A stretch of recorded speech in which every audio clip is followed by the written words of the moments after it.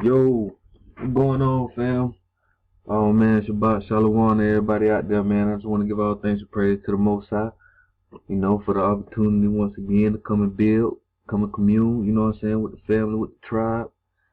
Oh man, I know, man, your boy been busy, things hadn't came up, been road running, been doing this and that, trying to get straight, you know what I'm saying, and trying to get everything situated.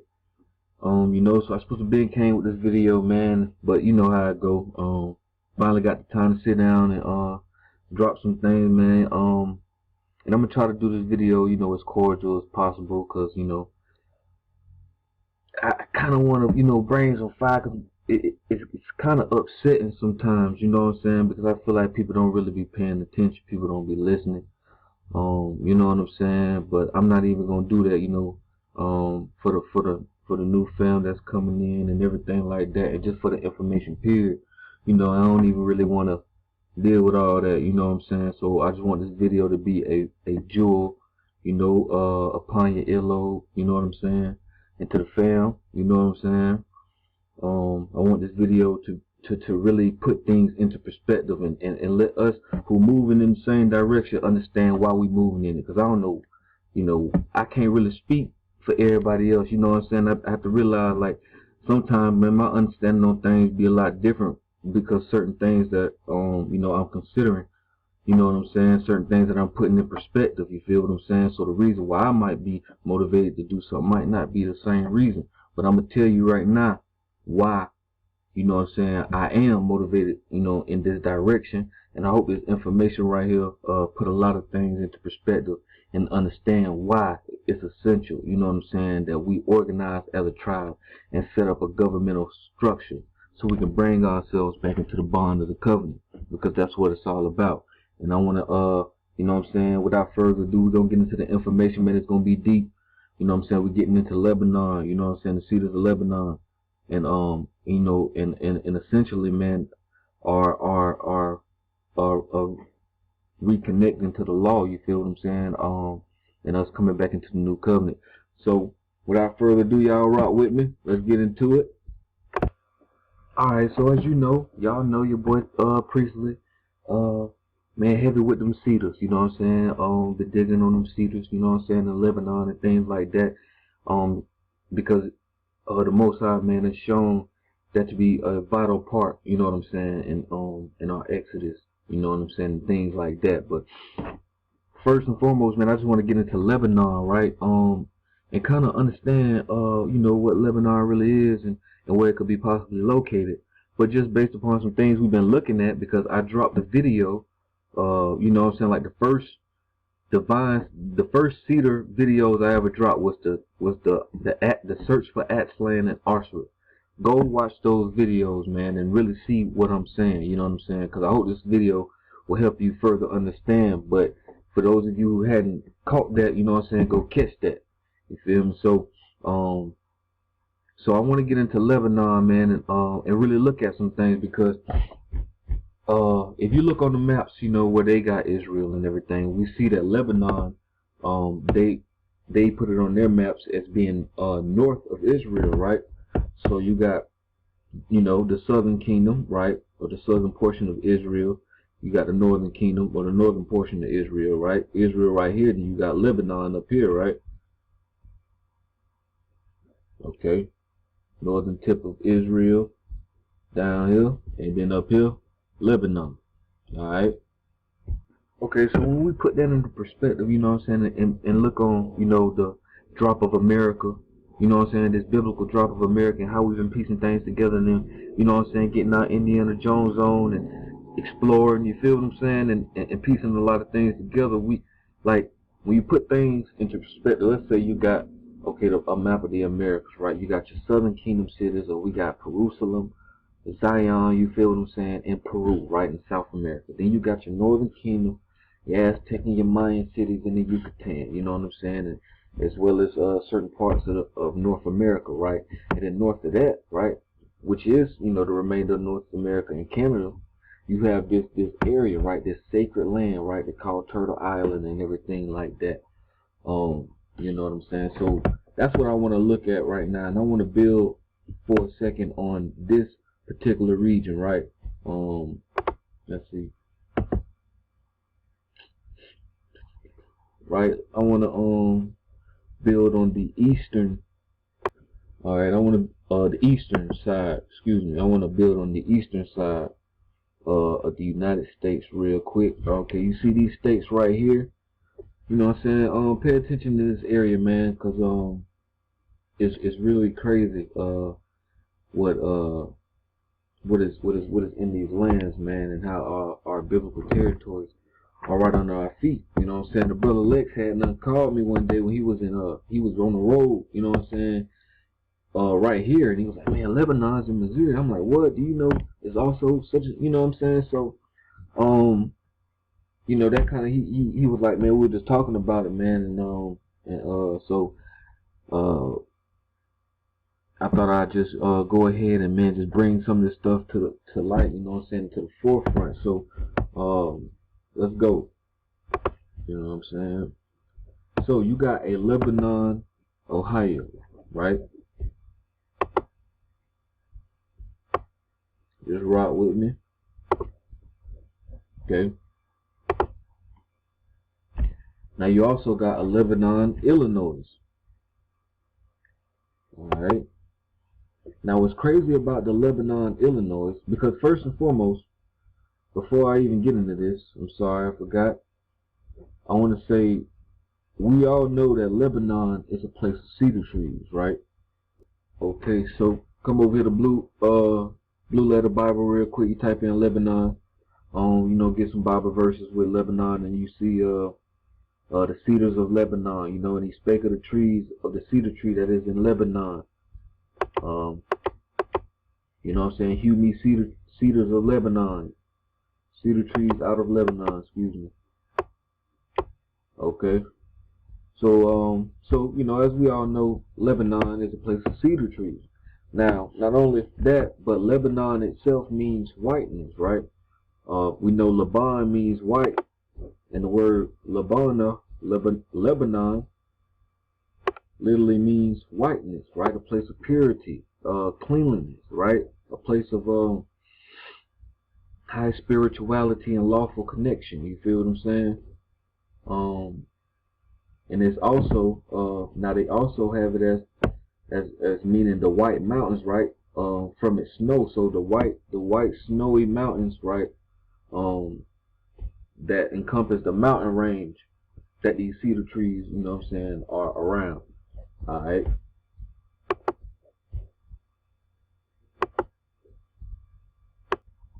Okay, so coming back, like I say, we got a Lebanon, Illinois. Alright, we went over Lebanon, Ohio. We got a Lebanon, Illinois. Now, the funny thing about the Lebanon, Illinois is that there's a cedar forest in Lebanon, Illinois. Oh, excuse me. There's a cedar forest in Illinois. I'm not sure if it's in Lebanon or not, but it's called the Garden of the Gods Wilderness.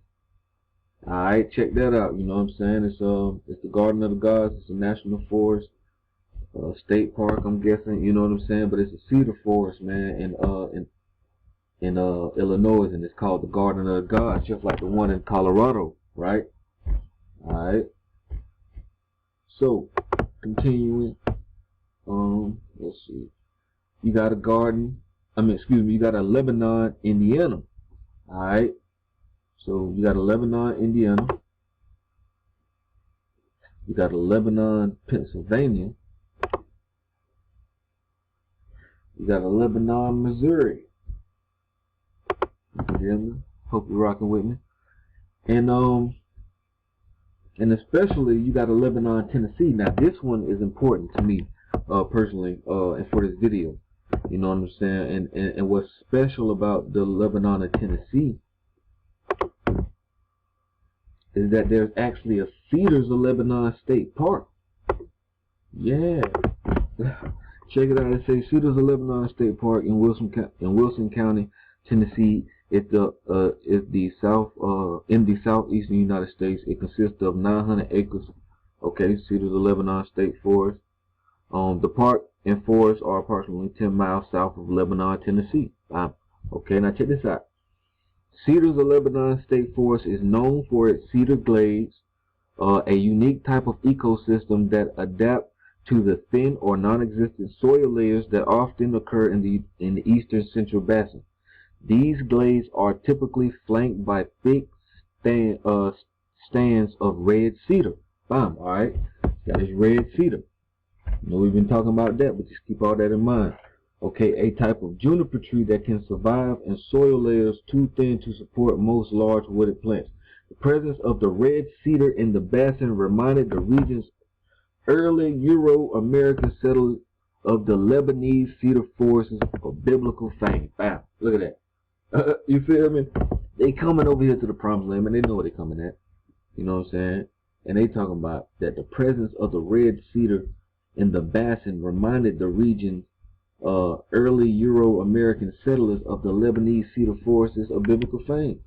So they coming over here, looking at these cedar forests, like, dang, boy, these look like the ones of biblical fame. They remind us of the one in Lebanon that we know about, that we heard about. You feel what I'm saying?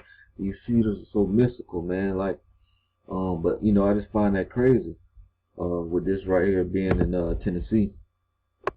Okay, continuing on. You know what I'm saying? You got a Lebanon, Kentucky. Okay. You also got a Lebanon, Virginia. Now, the crazy thing about the Lebanon, Virginia is this place called Dismal Swamp. And check this out. Lex Woodhead did a video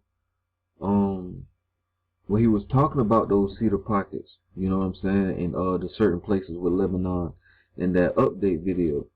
And so someone had commented on his video, and they were like, Alex Will, this brother right here, Joe, he say, and thank you for this comment, brother, as well. Bro commented on one of my videos. So yeah, bro, I appreciate this comment, man, because this is deep, I think. So he said, Alex Will, you are really on to it with this one. The Dismal Swamp is an area full of Atlantic white cedar, white cedar, that our people would always retreat to for refuge and healing. Now understand, remember we talking about these cedar trees as what? You know what I'm saying? Being incorruptible wood, a place we go to for refuge when we leave captivity, you know what I'm saying? And we gather and we learn to be a tribe in the wilderness amongst the incorruptible trees, where we receive a new set of ordinances, laws, governments, and how to establish ourselves with the Creator. You feel what I'm saying? So just with that being said, he say for hundreds of years the swamp was never explored because the settlers feared us to such an extent that they thought it best not to enter. So check that out, right? Even right here, you see Pennsylvania does too have Lebanon, Bethlehem, Philadelphia, etc. So I seen that. I was like, okay, man. You know what I'm saying? But this Dismal swamp drop is deep, right? It's a swamp in Virginia, right? And it's full of Atlantic white cedar. Alright, so check out this article right here. It says, fleeing to the Dismal Swamp, slaves and outcasts found freedom. Alright, so let's dig into this, man. Y'all rock with your boy.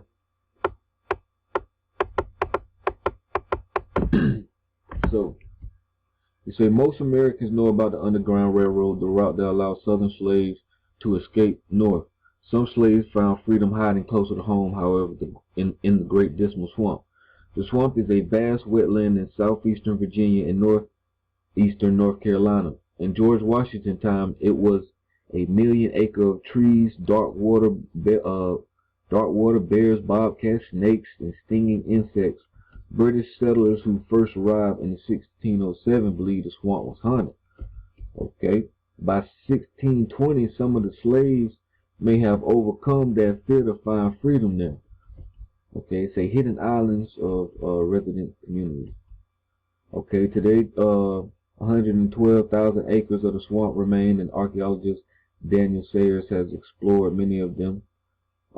He's found large islands where escaped slaves settled. Okay, where you were walking through thousands of feet of briars in the water, the mosquitoes are eating you alive, sweating bullets, and you're almost exhausted, and then suddenly your foot no longer squishing in peat, but now is walking on dry ground and crunchy leaves. It blows your mind, sorry, it says. You can't imagine people not living here. Okay? So he's now written about the life on these islands in a new book, A Desolate Place for a Defiant People. Check out that name, A Desolate Place for a Defiant People. I'm going to let y'all, you know what I'm saying, meditate on that, you know. He said he believes 10 generations of escaped slaves lived there. 10 generations of escaped slaves lived there, along with Native Americans who had been driven off their land and whites who were shunned by mainstream society. Now, we know what's really real. We know what it is. So, you know. So check this out. Since 2003, he's found thousands of artifacts during Great Dismal Swamp Diz in the laboratory at American University. He unwrapped several bits of clay tobacco pipes, nail traces of at least a dozen cabins, nails and traces of at least a dozen cabins. Excuse me, along with what could have been an arsenal. A place where sailors found gun flints and lead shots. Alright, make no mistake about it, there were resistant communities. They weren't going out there because they loved swamps, he said. They were going out there because they were living in a very brutal and oppressive world of enslavement and colonialism. Very powerful statement right there. Okay? Because that's exactly what, you know, essentially, you know, we are seeking refuge from, right? It's like, you know, going through the same thing our ancestors going through, you know.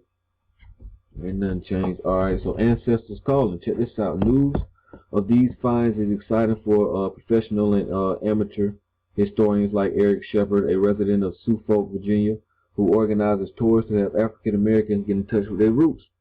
As our ancestors are calling us to look for them, I think we ought to pick up the spiritual phone and answer the call. He said. Okay, so research led Shepard to a distant relative named Moses Grandy, who left an account of his time in the swamp around 1800. He first went there to dig canals so his master could cut and transport timber.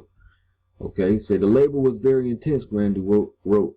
The ground is often very boggy. The Negroes are up to the middle or much deeper in mud and water, cutting away roots and bailing out mud. If they can keep their heads above water, they work on. The overseers gave the same task to each slave. Of course, the weak ones often fail to do it. I have often seen him tie up persons and flog them in the morning, only because they were unable to get the previous day's tasks done. Alright, Grandy was skilled at handling boats, and sometimes his master allowed him to work for others, sharing the money that he made moonlighting. Okay, over the years, Grandy saved enough money to buy his own freedom. Now check that out right there, because I want, you know what I'm saying, I think I need to speak on that, you know what I'm saying, because, you know, you got a lot of folks right here who just act like, you know what I'm saying, it's such a big problem with you know, doing certain paperwork and stuff like that for freedom. You know what I'm saying? Like, you get a lot of people talking about sacred trees, and then they are like they scared to sound bad. Nah, but let me stop though. But for real though, you know what I'm saying? But I mean, it make you think, dog. Like, I feel like them probably would have been some of the same people, dog, who was back in the day when our folks was really going through it. Probably would have told them, our folks would have been like, you know what I'm saying? Hey man, look, I'm working. I got the opportunity to buy my freedom. Oh, you don't need money to buy your freedom. You feel what I'm saying? Like, you don't need, like, listen, tell you right now, if them folks was, you know what I'm saying, doing that to our folks like that, and they had the opportunity to put themselves in a better position by, you know what I'm saying, paying, then by all means, they were going to do that. You feel what I'm saying? Anything to get themselves in a better position to, you know what I'm saying, think clearer, to live better, and to do, you know what I'm saying, to do more. You feel what I'm saying? Like he say, over the years, Granny saved enough money to buy his own freedom. You were going to tell him that he don't need money to buy freedom? If he was going to, you know what I'm saying, put himself in a better position for his family, he was going to do that. You feel what I'm saying? The Bible say, proclaim liberty. So by any means, you know what I'm saying, you got to do that, do that. If somebody don't understand, they don't talk, they talk paper, then speak that language and say, look, you feel it? But hopefully, you know what I'm saying, by the end of this video, you will understand why. It's not about the paperwork, it's not about labels, it's none of that. but you gotta wait. You know what I'm saying? You're gonna understand why if you watch this video. You feel what I'm saying? Because this what I think people are not, you know what I'm saying, understanding. They looking over, and because they're not really thinking on the biblical level. You feel what I'm saying?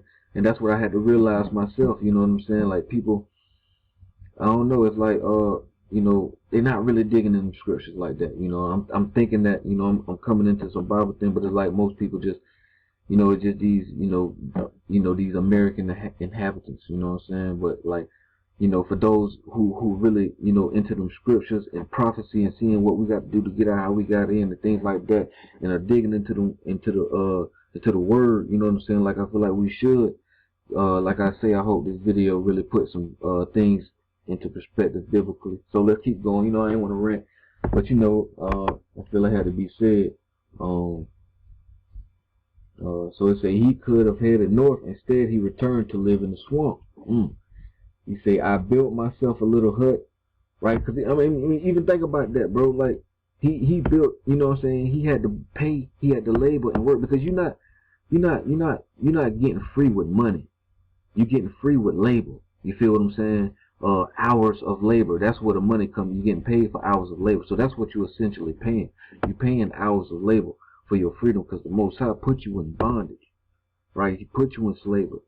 Because, you know what I'm saying, when you dishonor your covenant, you don't have a right to the promised land. You don't have a right to self-governance. That's what the contract was about. That's what, it's a legal contract. You feel like I'm saying, it's a legal contract.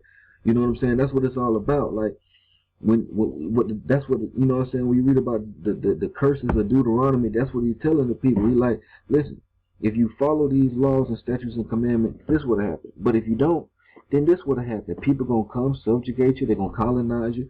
They're gonna root you up out your land. You feel what I'm saying? Because if you're not in the bond of this covenant right here, you don't have a sovereign right to any of these things, these blessings, because we in a direct contract.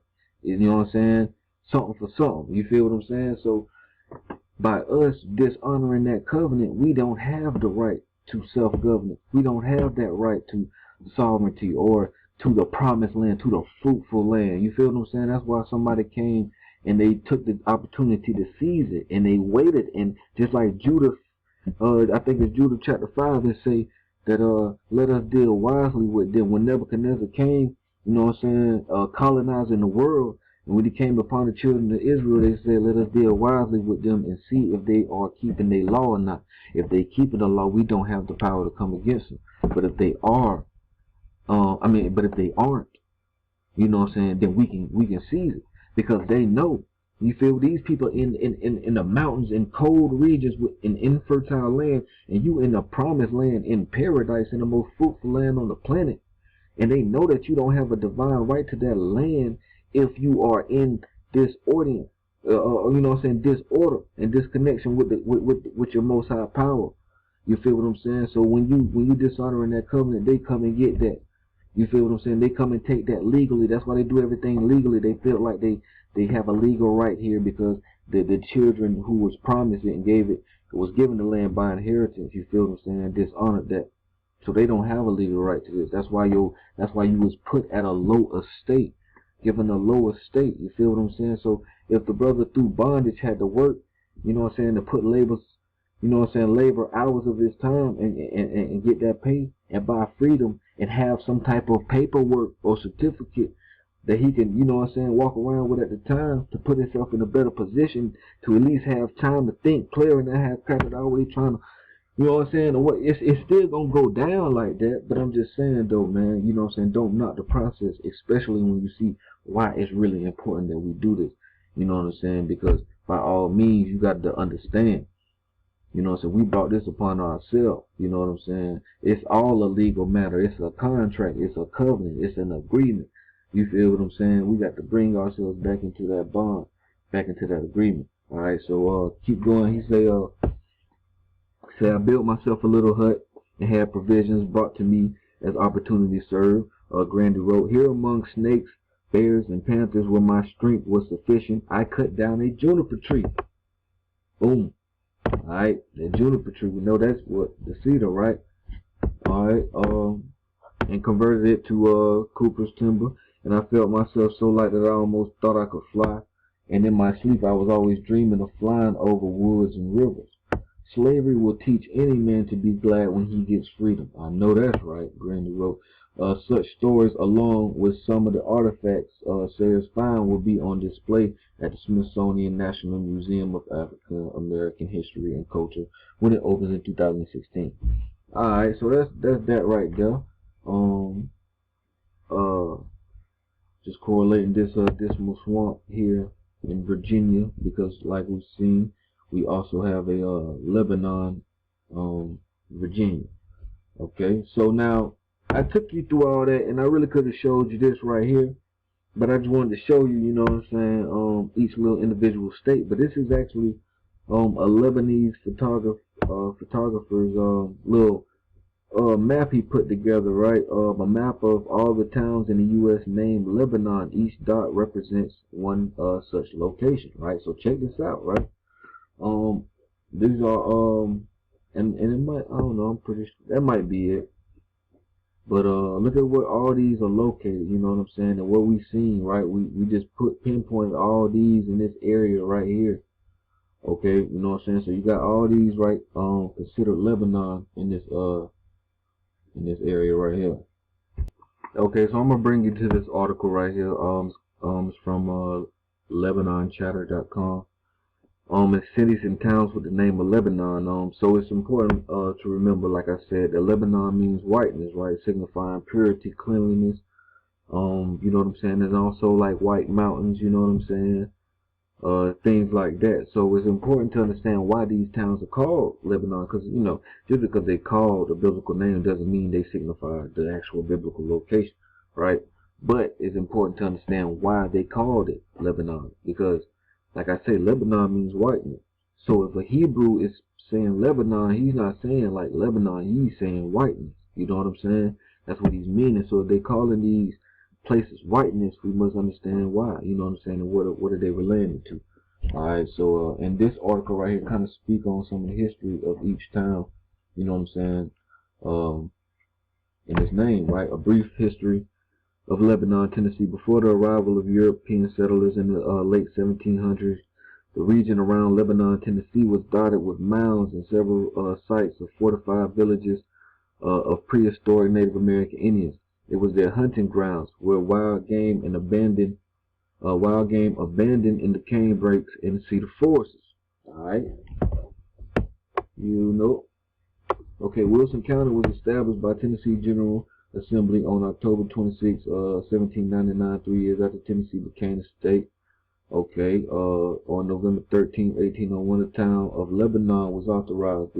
The appointed commissioners chose the land around a gushing spring where in 1800 Nettie Jacobs had built his log cabin. Seeing his spot in a grove of red cedars, Commissioner Christopher Cooper said, "This is the place. This is the place." Good Lord. The cedars gave the place its name, Lebanon, a reminder of the biblical land of cedars. Okay, you see it. The biblical land of cedars. Alright. Bam. So on that day, the city of Lebanon was officially incorporated. Lebanon, originally called one of the prettiest country towns, okay, became a center of commerce. Damn, that's interesting. Alright, so you know, we got that already, but you know, just wanted to touch on that. Let's see here. Okay, you got some brief history on Lebanon, Pennsylvania. Okay, let me see. Alright, so y'all, you know what I'm saying, get this and y'all check it out, you know what I'm saying. I'm not gonna read everything though. I'm gonna just scroll through some interesting stuff.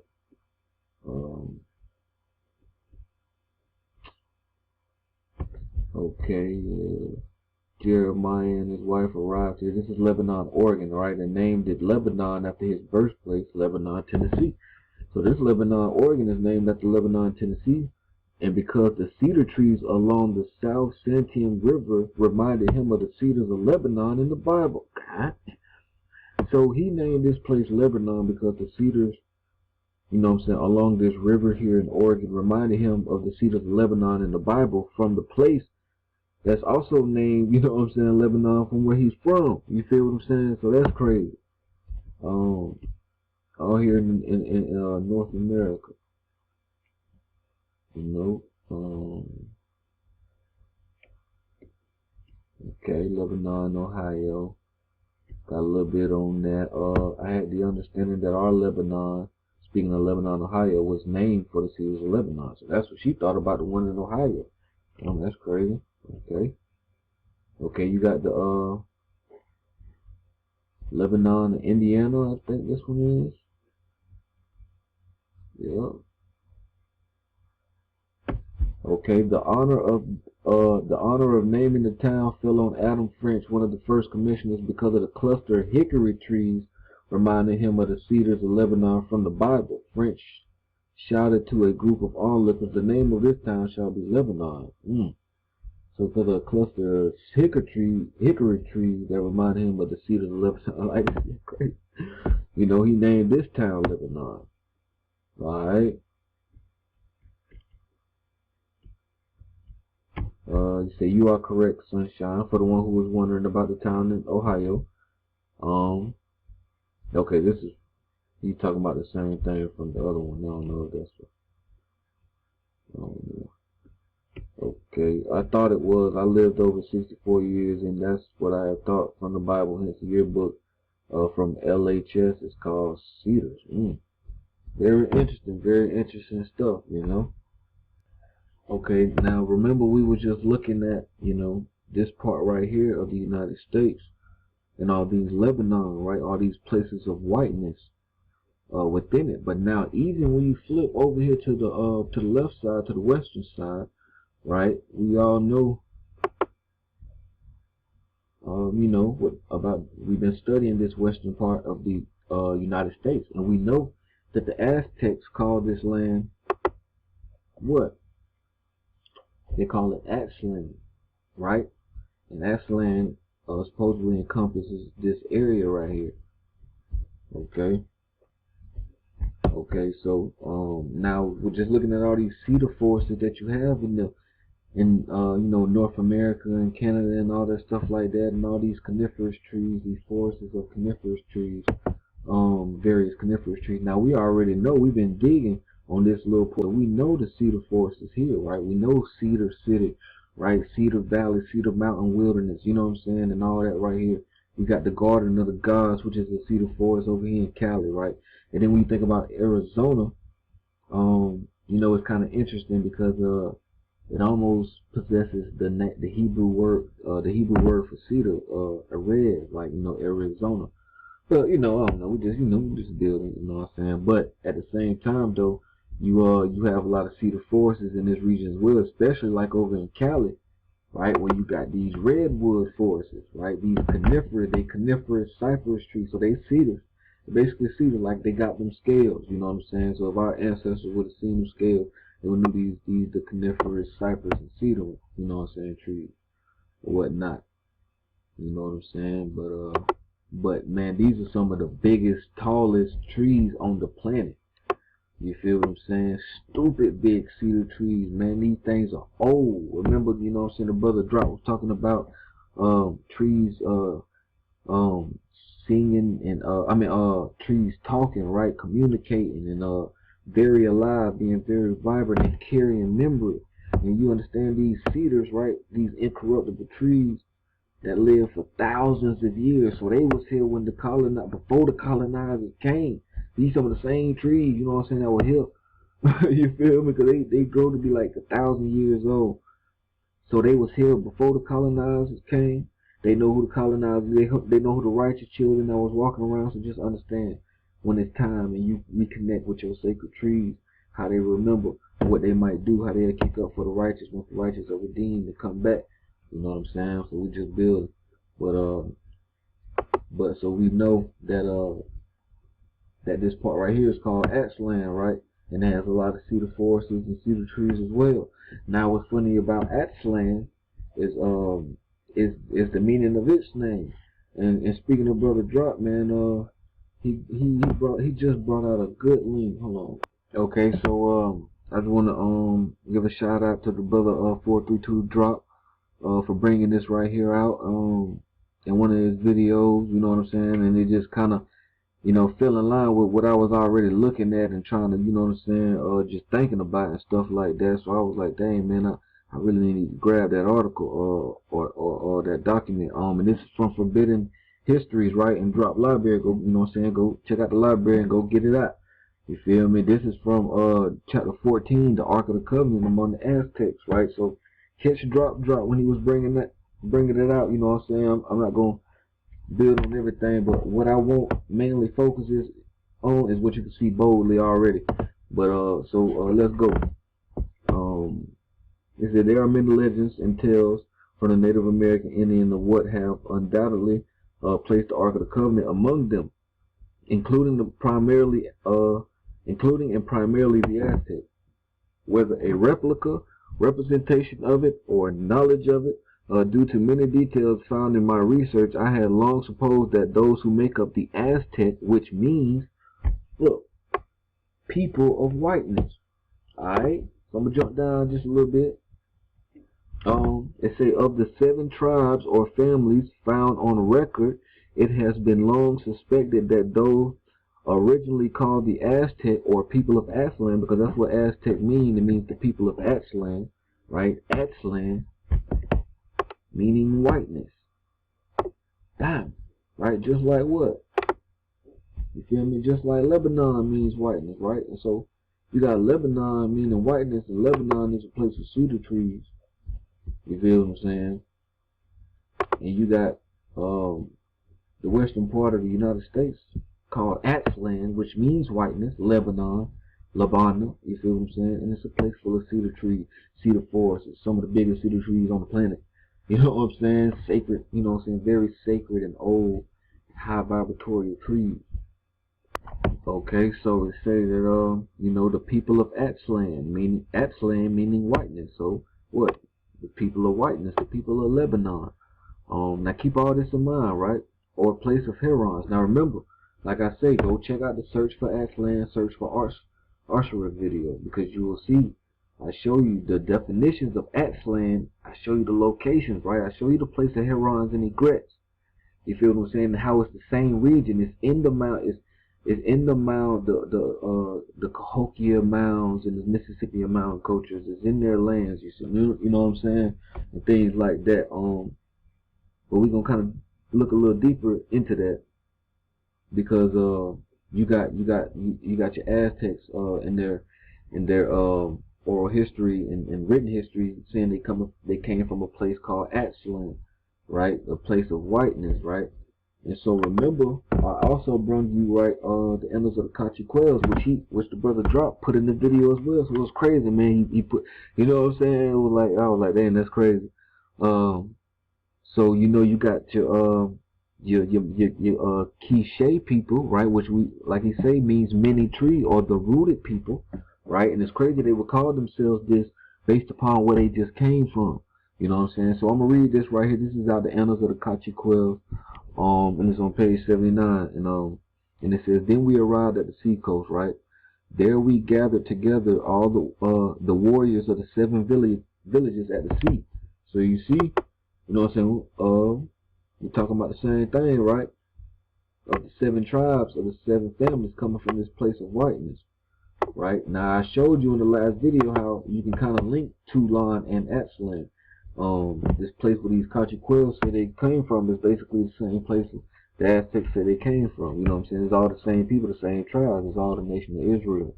You feel what I'm saying? So it's so they come in at the sea, right? And they say all of the 7 villages at the sea, a great number perished, devoured by sorrow. There is no means of passing, nor is it told of anyone who has passed the sea, said all the warriors of the 7 villages. Who will find means to pass the sea? And thee alone, my brother, and thee alone we hope, said they all. We said to them, you may go on, you may be first. Who will find means of crossing while we are here? All of us spoke thus and said, and then said all of them, have pity on us, our brothers, since we are all stretched out on the shore of the ocean, without seeing our hills and plains. As soon as we were asleep, we were conquered. We too, the oldest sons, were the chief and guides of the warriors of the 7 villages, O my brother. With that we had passed and could see the burdens given to us by our mothers and fathers or our brothers, right? So they looking to see their hills and plains across the way. They know they got to cross the river, you know what I'm saying, to get to their, you know what I'm saying, their land or whatnot. So it's a, where we at, so they spoke. At that time, the Kishe nation, right, the people of the many trees, right, the rooted people, had increased. Our ancestor Gagavitz and Zaktua said, we said unto them, we suffer also, our brother. We do not live stretched out on the shore of the ocean, where we cannot see our mountains where they are, as you say, O you warriors, you people of the 7 villages. We shall pass over at once. Thus we spoke, and soon all of them rejoiced. Alright? So, now check this out. It says, now there was a red tree, okay, our staff, which we taken in from the gate of Toulon, therefore we were called the Cachiquel people. So they were called the people of this red tree. You know what I'm saying? Their staff, or our sons, Gagavitz and Zatua. Alright, the root of this, our staff, was pushed into the sand of the sea, and soon the sea was separated from the sand, and for this the red tree served, which we brought from Toulon, for this place of whiteness, you feel me? Soon the sand was as the line, and we passed out, and it became wide above the sea and below the sea. Then all rejoiced in the sand and the sea, and many consult together. While when they saw the sand in the sea, and they consult together, there indeed is our hope. We must gather together on these first lands, they say. Here only can we arrange ourselves since leaving Toulon. Bam. So, you know what I'm saying, there you go. You got your biblical, right, history.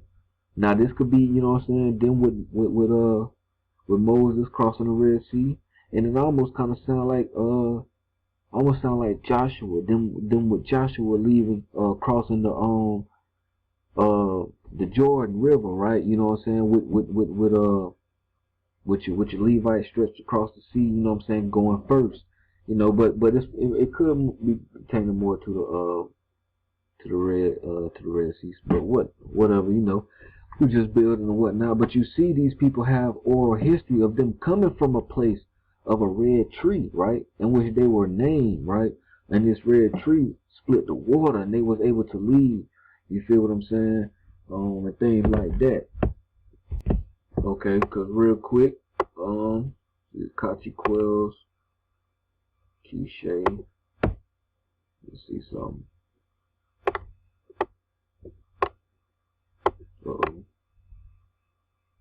Alright, check this out. Cachiquels translate directly as red staff people, symbolizing the quintessential warriors. For the red staff of the Cachiquels, taken from a tree outside Toulon as a symbol of war.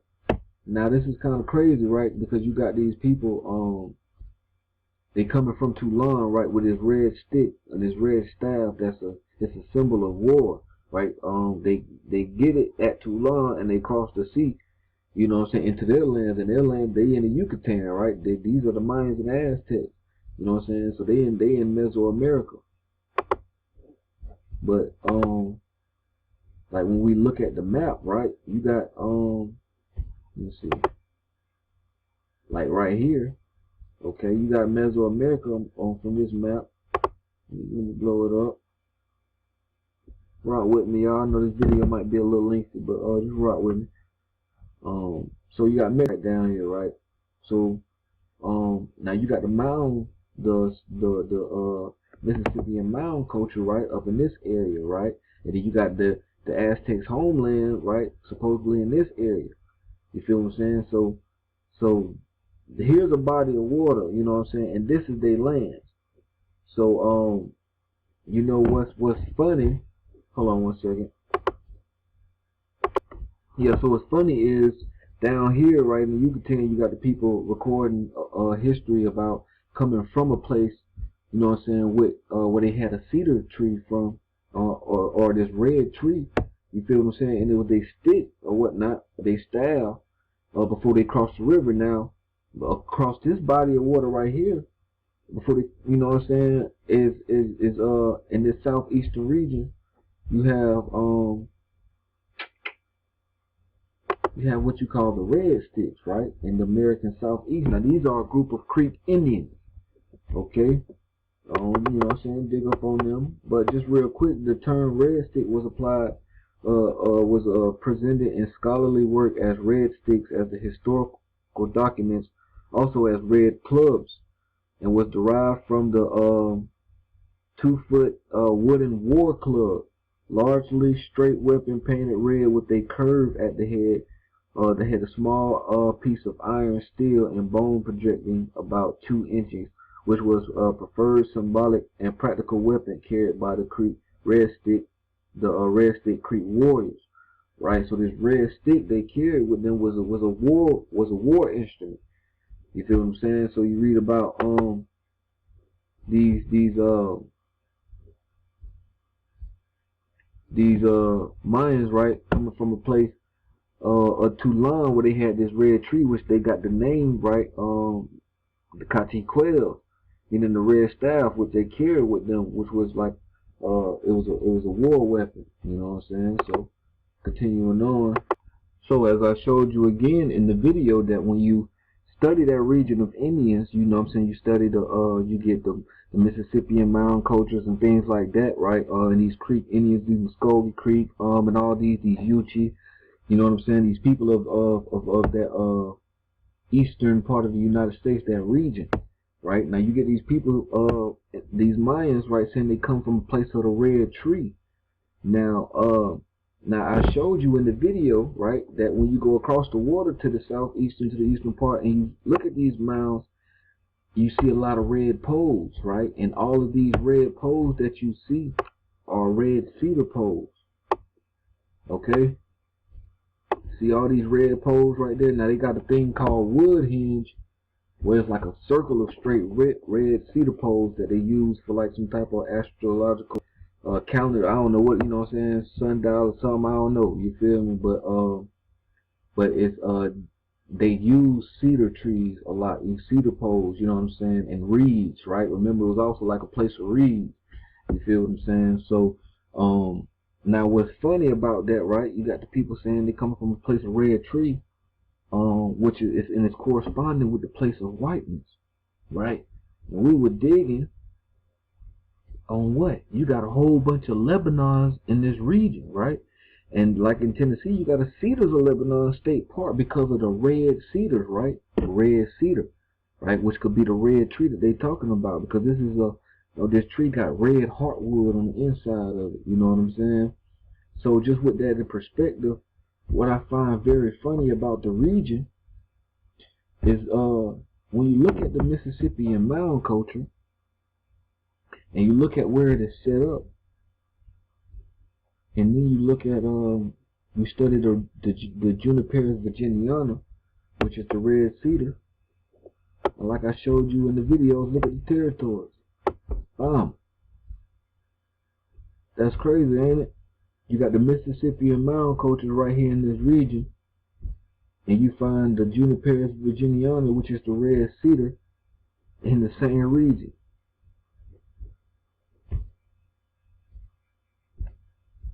You feel me? You know what I'm saying? Just meditate on that, you know what I'm saying, based upon everything that we building on today. Alright?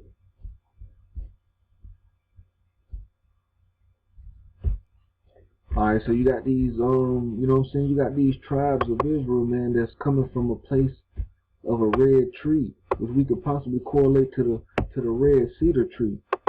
You feel what I'm saying? And these people, the other tribal brethren, the Aztecs, coming from a place of whiteness, right? Which is Lebanon, which is also a place of cedar trees, because the land they call Aztlan, we know is a land what, full of cedar trees, right? You know what I'm saying? And it also means whiteness. So now, what's crazy? Remember I showed you. Let's get it again real quick. Now we got in Second Esdras, we got the prophet seeing the children of Israel, right, crossing the river Euphrates, well, staying on the narrow passages of the Euphrates, right? Until the you know what I'm saying, while the Most High held still the flood, and then went through a land, right? Went through a country for about a year and a half, right? And then they got to a place called Arsareth. Alright, they got to this place called Arsareth. Now when you study Arsareth, as I showed, they say that it means what? It means another land, right? Arez Aheret. But like I told you, they go to Deuteronomy 24 to pick another verse that says, the Lord uprooted them out their land and cast them into another land, Arez Aret, and said that that's the accurate definition for the same word. But like I say, you know what I'm saying, it's crazy because when you go like up, 5 verses, in verse 40, you got the word another land right there. You know what I'm saying? So it's like they came into another land, and then, you know what I'm saying, in the same region is called another land. Like, why would they not say another land? Why would they call it Arsareth? What does that name really mean? Does it really mean another land?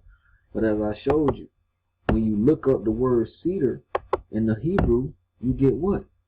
You get Araz, you get Arez, you get Arza. Okay? They break the word down into Arez Aheret to mean another land. But look at the first word. It's Arez, right?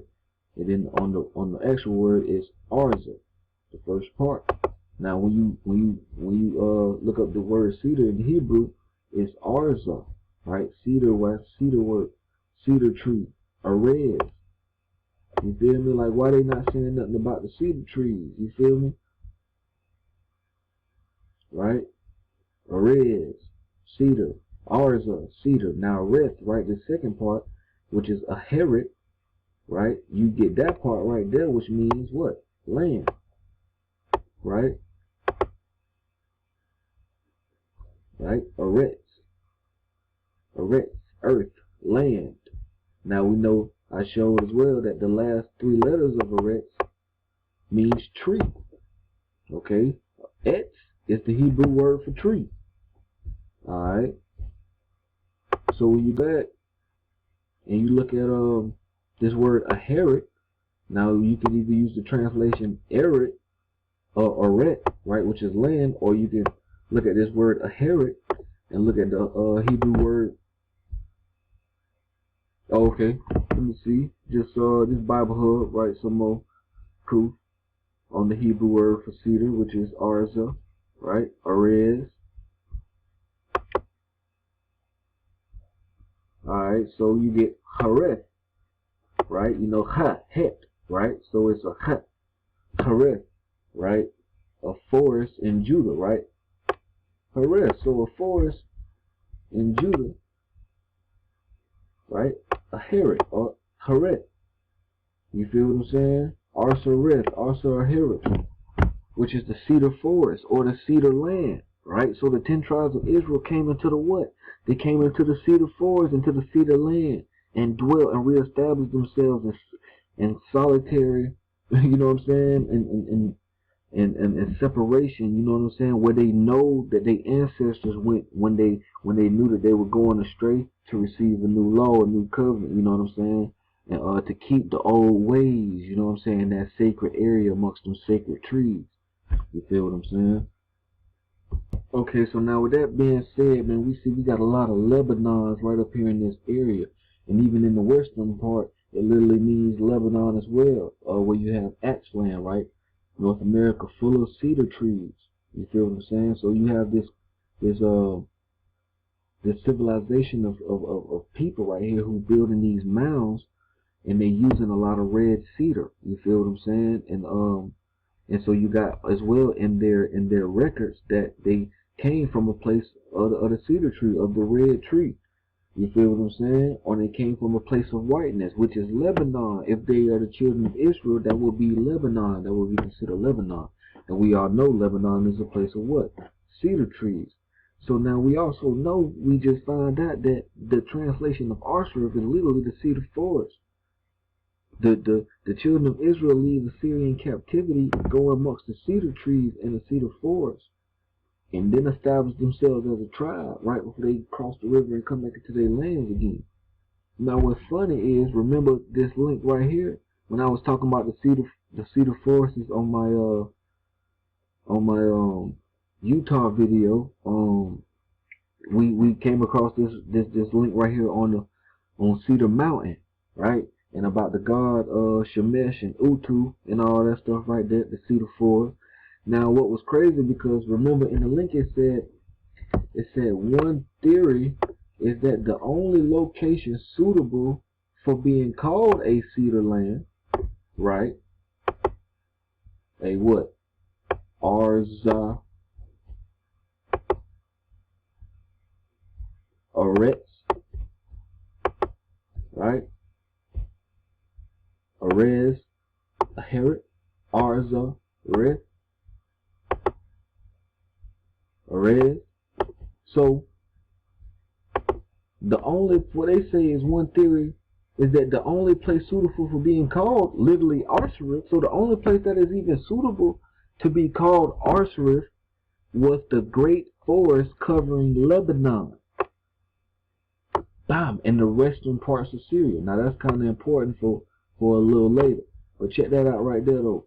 You know what I'm saying? The only place suitable for being called Lebanon, the only place suitable for being called Cedar Land, which literally is the translation for Arsareth, is Lebanon.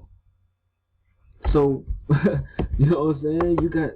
You got the children of Israel, right? The Aztecs, the Ark of the Covenant, saying they came from what? Lebanon, right? Mayans got the same record, right? They coming from the place of the what? The red tree, right? We're looking at the Mississippian mound culture. They full of red poles. They in the same location as what?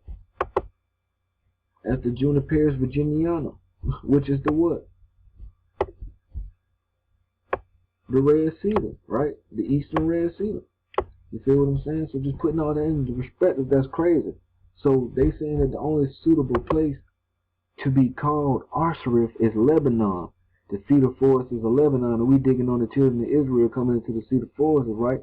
You know what I'm saying? I know I'm getting redundant with it, but I gotta say it like this to put it into perspective, because now we gotta go to the scriptures and understand what Zechariah 10 said. Alright, so starting at Zechariah chapter 10 verse 6, he say, I will strengthen the house of Judah, and I will save the house of Joseph, and I will bring them again to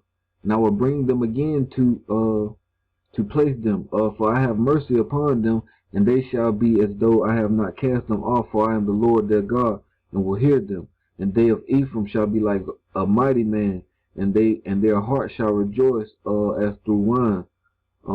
The children shall see it and be glad. Their heart shall rejoice in the Lord. He say, I will hiss for them. Excuse me. Hold on one second. He say, I will hiss for them and gather them, right? Gather them.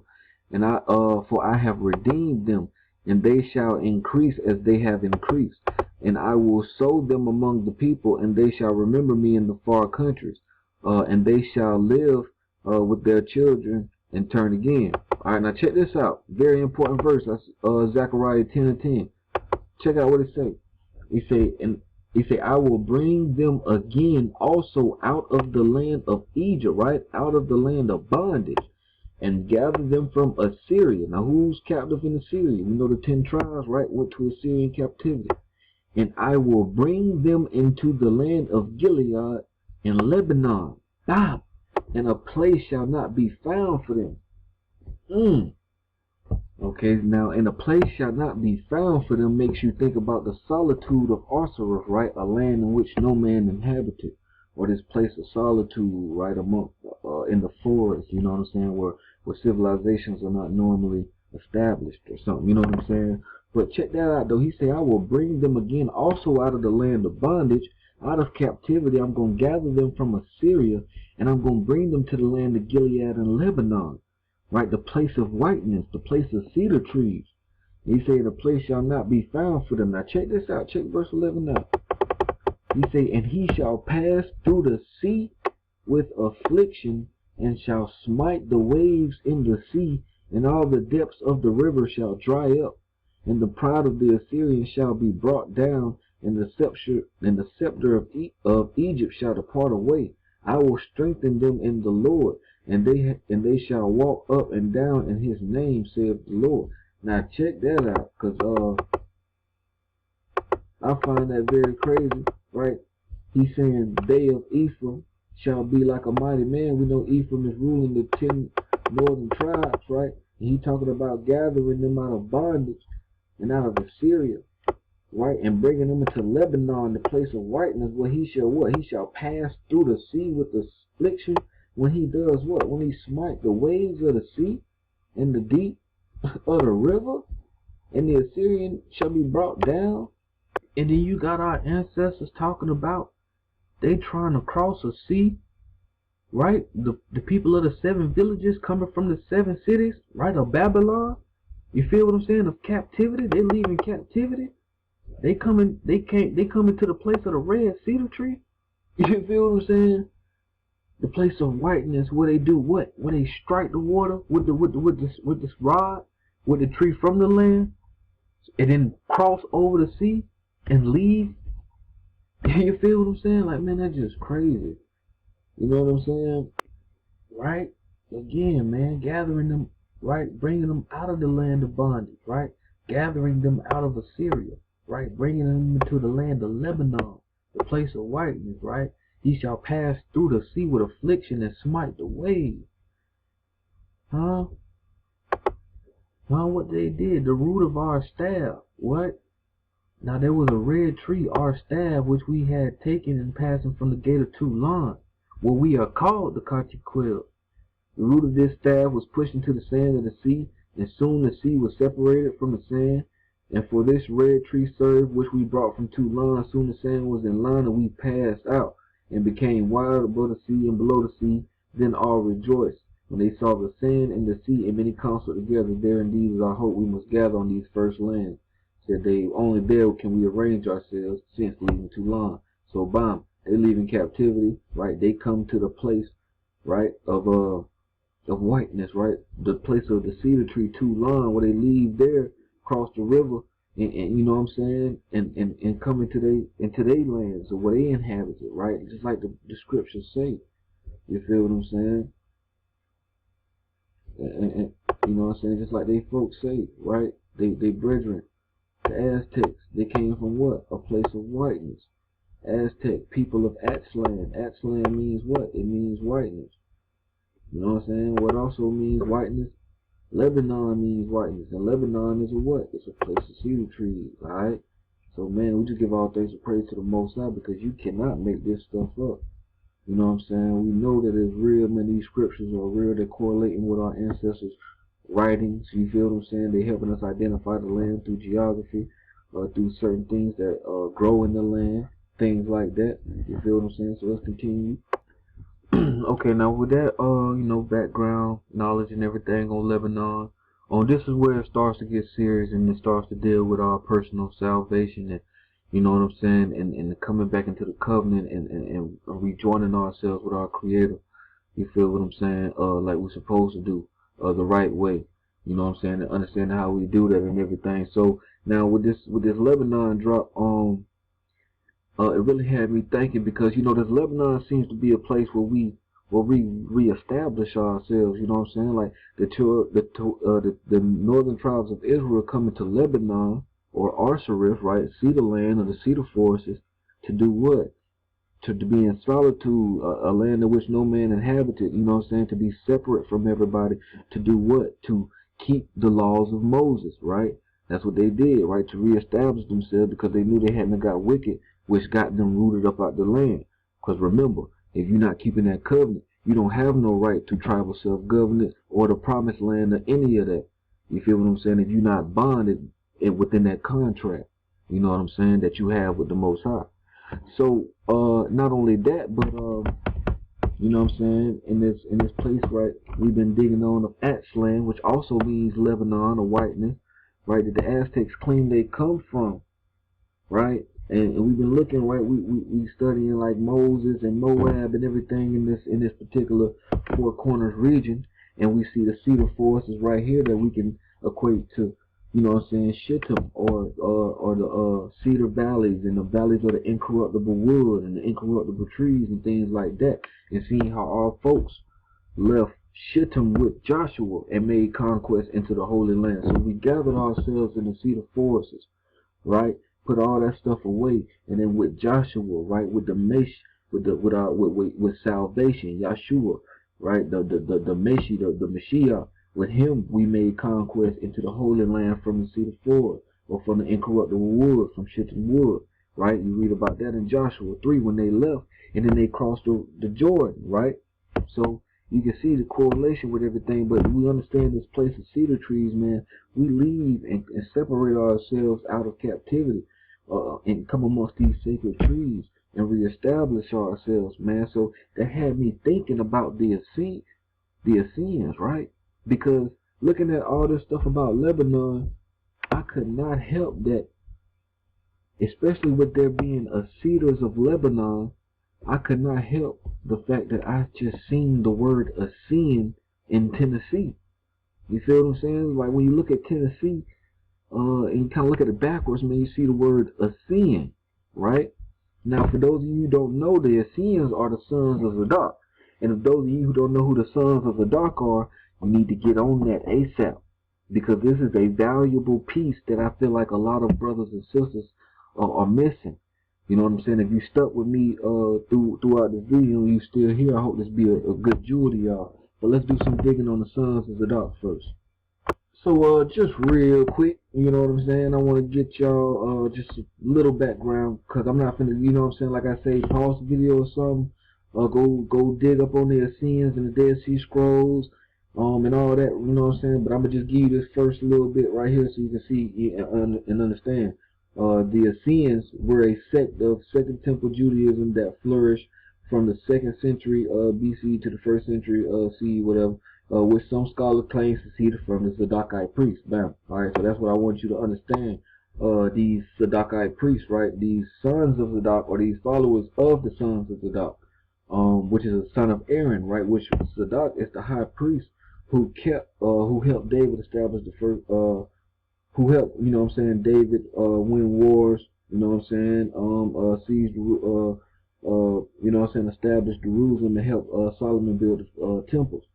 Right now, it's very important that we understand these sons of Zadok. I stress that to you people, and my brothers and sisters, especially if we talking about the law that binds us to the creator of the planet. We need to understand the true law, and we need to understand the true administrators of the law. You feel what I'm saying? Because the priests are the administrators of the law. So we need to understand the different priesthoods and who is the right ones to be given the right law. You feel what I'm saying? Because we know the Levites and the sons of Aaron started going astray. But we know how our Mosai is. He always keep a remnant. He always keep a righteous remnant. And we need to study that righteous remnant because he did that for us. And they laid the foundation and they established the righteous and the rewriting of the law for us to come back into the bond of the covenant the right way. How to set up the camp and everything. That's why this is important, man. It's not about no label. It's not about none of that. It's about setting up camp, setting up tribe, so we can establish ourselves back into the bond of the covenant. And the Essenes, the sons of Zadok, show us how to do that. So let's dig on that. Alright, so let me take you to the book of Ezekiel, right? And we're going to go to where Ezekiel was having the visions of the temple, right? The third temple, right? The new temple, the new Jerusalem. You feel what I'm saying? And everything like that. And so let's look at what he said about the sons of Zadok when he was mentioning the new temple. So we in Ezekiel chapter 43. Let's go to, let's see, bear with me. Alright, check this out. Verse 19 in chapter 43, it says, and thou shalt give to the priests the Levites that be of the seed of Zadok. Now, in Hebrew, Zadok literally means righteous. Let's see if we can get that real fast.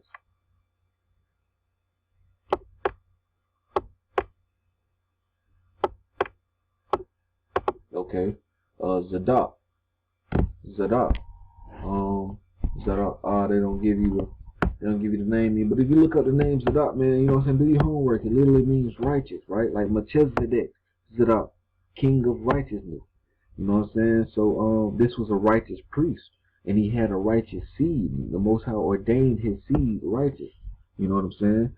So they say thou shalt give to the priests the Levites that be of the seed of Zadok, which approach unto me to minister unto me, saith the Lord God, a young bullock for a sin offering. Now remember that word minister. Now we're gonna get into that, alright? But now what I wanted to show you was, don't get caught up on this a young bullock and a sin offering. Alright, don't, you know what I'm saying? Don't be quick to equate that to what you perceive as the correct law in animal sacrifice and things like that. Because you know what I'm saying, there's a couple verses in Ezekiel where we talk about these sons of Zadok. Let's go to chapter 44. Alright. Go to, I think, verse 15.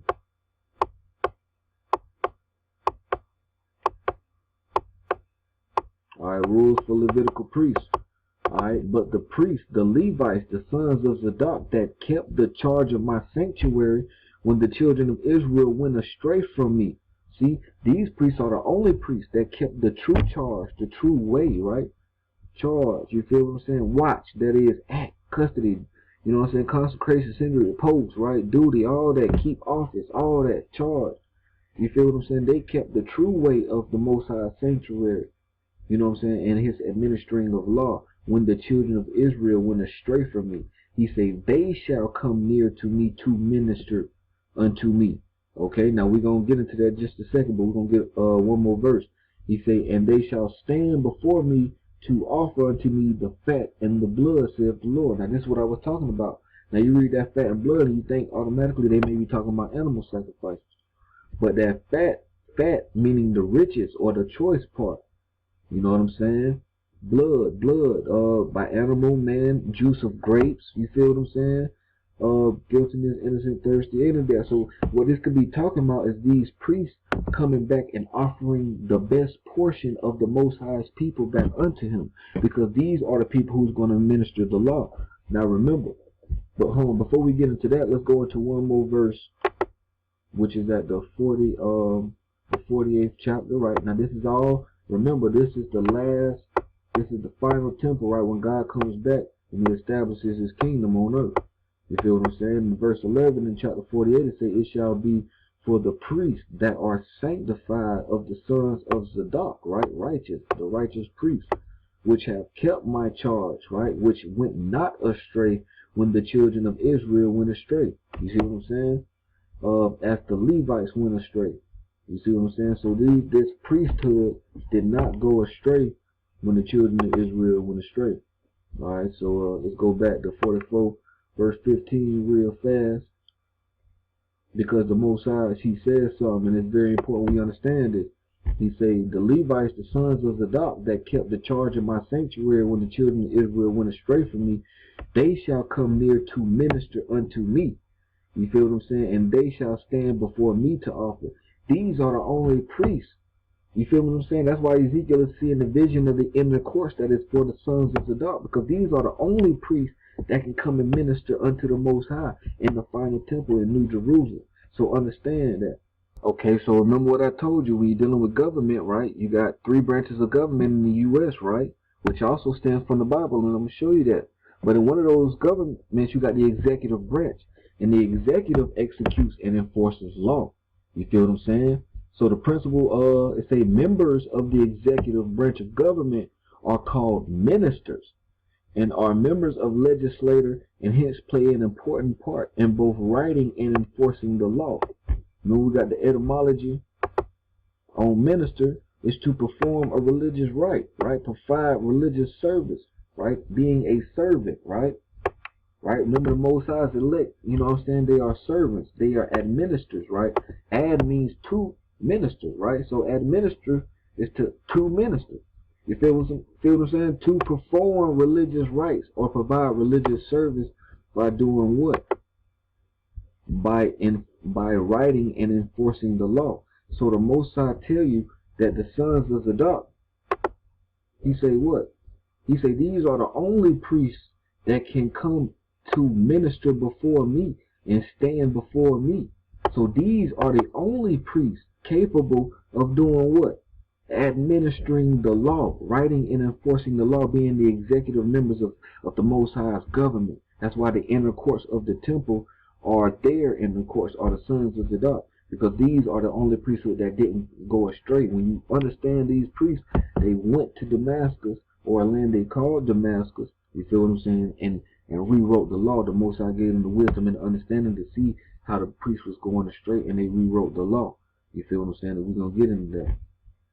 Okay, so Most High tells us that the sons of Zadok are the only ones who can come and minister unto him, right? Are the only ones who can write and enforce the law or administer the true law, provide a religious service of giving law, because the priests are the what? They're the lawgivers. You feel what I'm saying?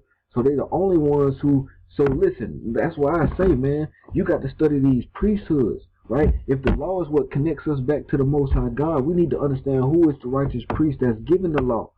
You feel what I'm saying? What priesthood went astray? Because even when you had the sons of Zadok, you also had a priesthood called the priesthood of Ithamar, right? These two priesthoods was established at the same time, but one of these priesthoods went astray, right? And one of them remained righteous. But the righteous usually always get persecuted, right, and get trampled over by the wicked. You feel what I'm saying? So you looking at the law right now, and you seeing the first, like, 18 chapters of the Levitical law talking about blood, sacrifice, and animal, and all this stuff like this, and you might wonder, like, you know, is that really what the tribal creator of the heavens and the earth is dealing with? You feel what I'm saying? But understand, that's why I say these priests right here are the only priests who can administer or write or enforce or give the true interpretation of the law of the Most High. So if you ain't no son of Zadok, I really don't care what you say. You feel what I'm saying? Like, real talk, that's what these niggas be, excuse me, you know what I'm saying, these folks be talking and stuff like that, but bro, you not studying, you're not reading, dog, y'all not checking out and studying the priesthoods, the administrators of the law, because that's what's going to connect us back to our Father, the law. And we need to understand, if the priests are the lawgivers, who's giving the right interpretation. You feel what I'm saying? And that's what we need to be understanding. And the Bible tells us that the sons of Zadok didn't go astray. His seed was made righteous. That's why his name literally means righteous. He came in the name of righteousness. You feel what I'm saying? His sons kept the true way.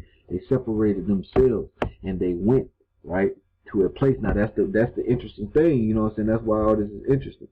You know what I'm saying? Because of where they went. But like I say, these are the true members of the executive branch of the New Jerusalem, or the government of the Most High.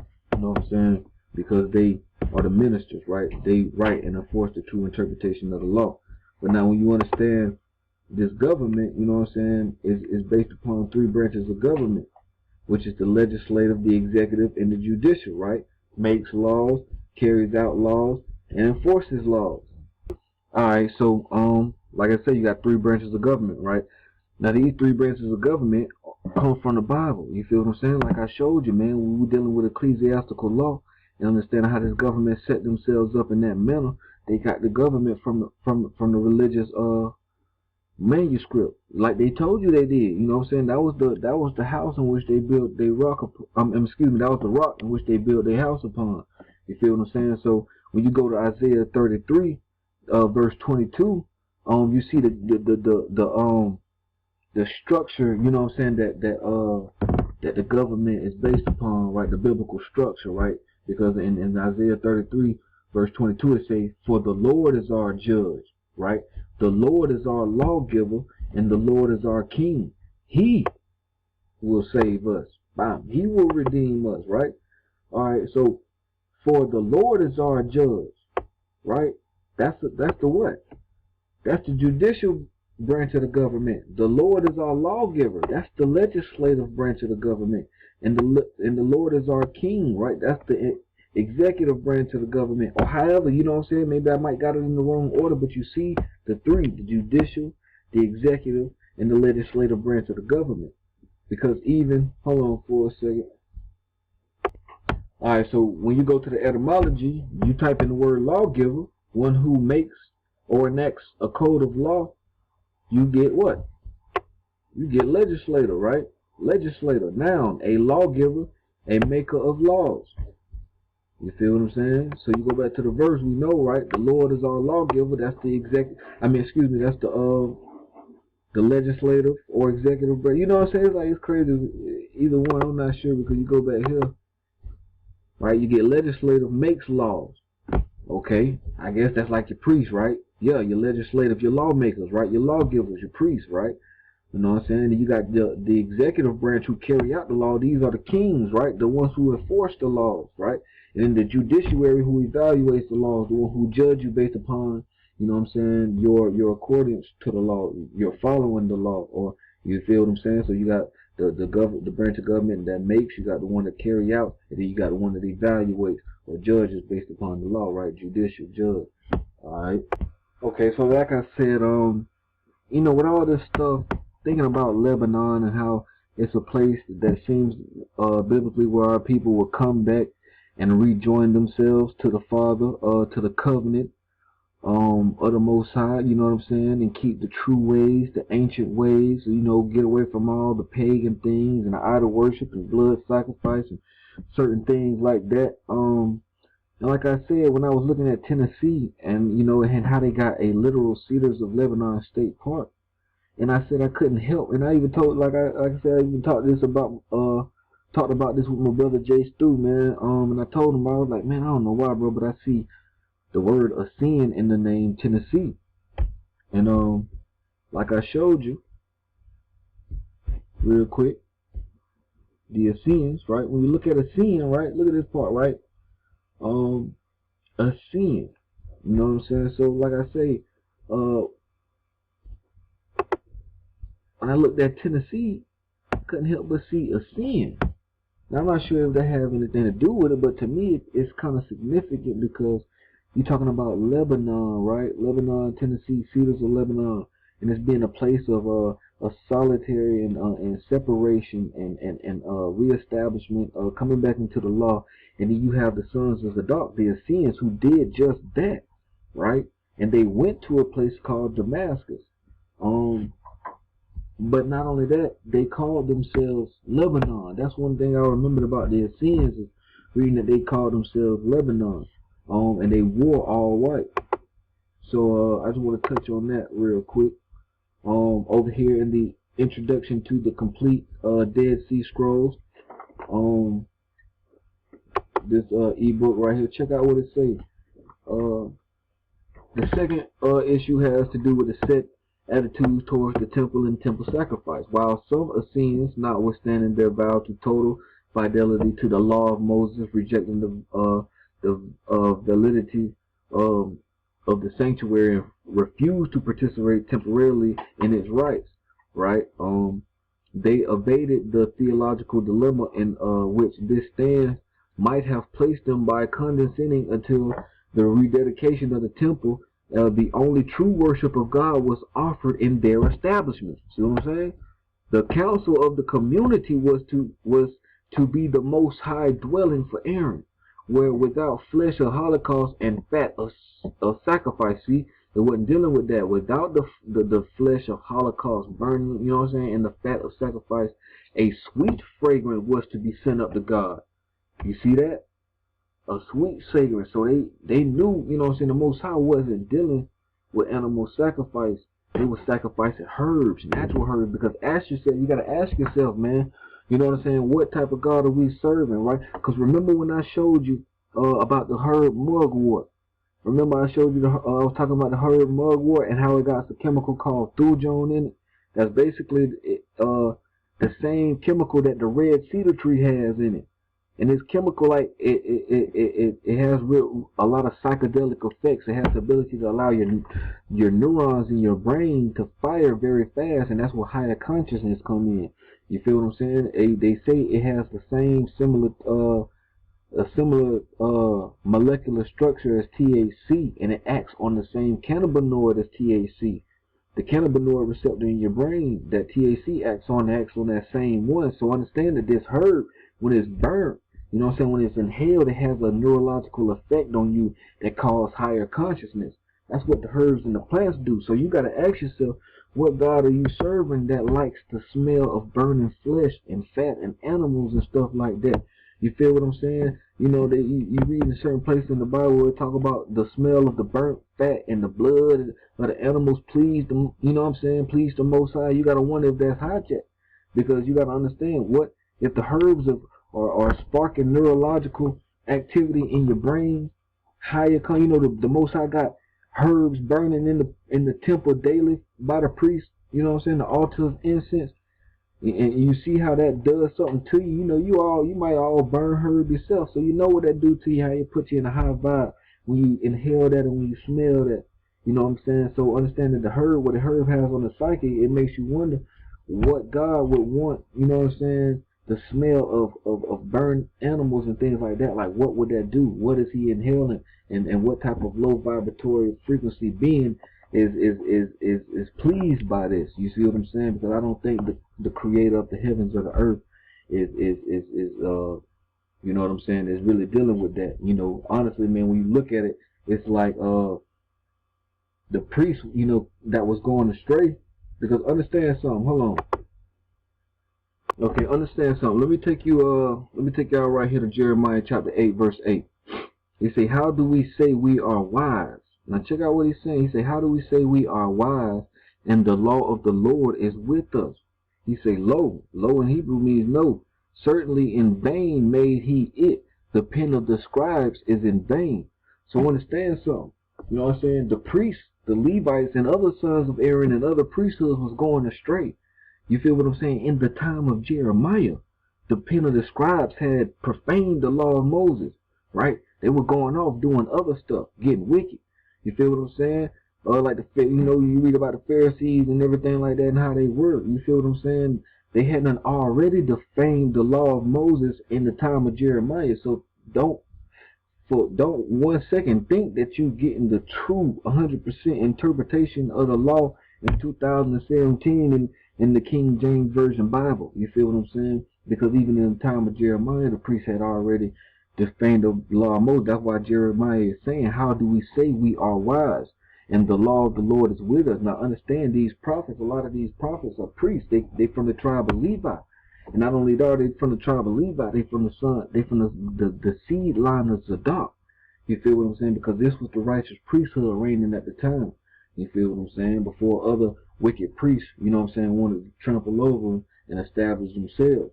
You feel what I'm saying? But understand that these priests was going off.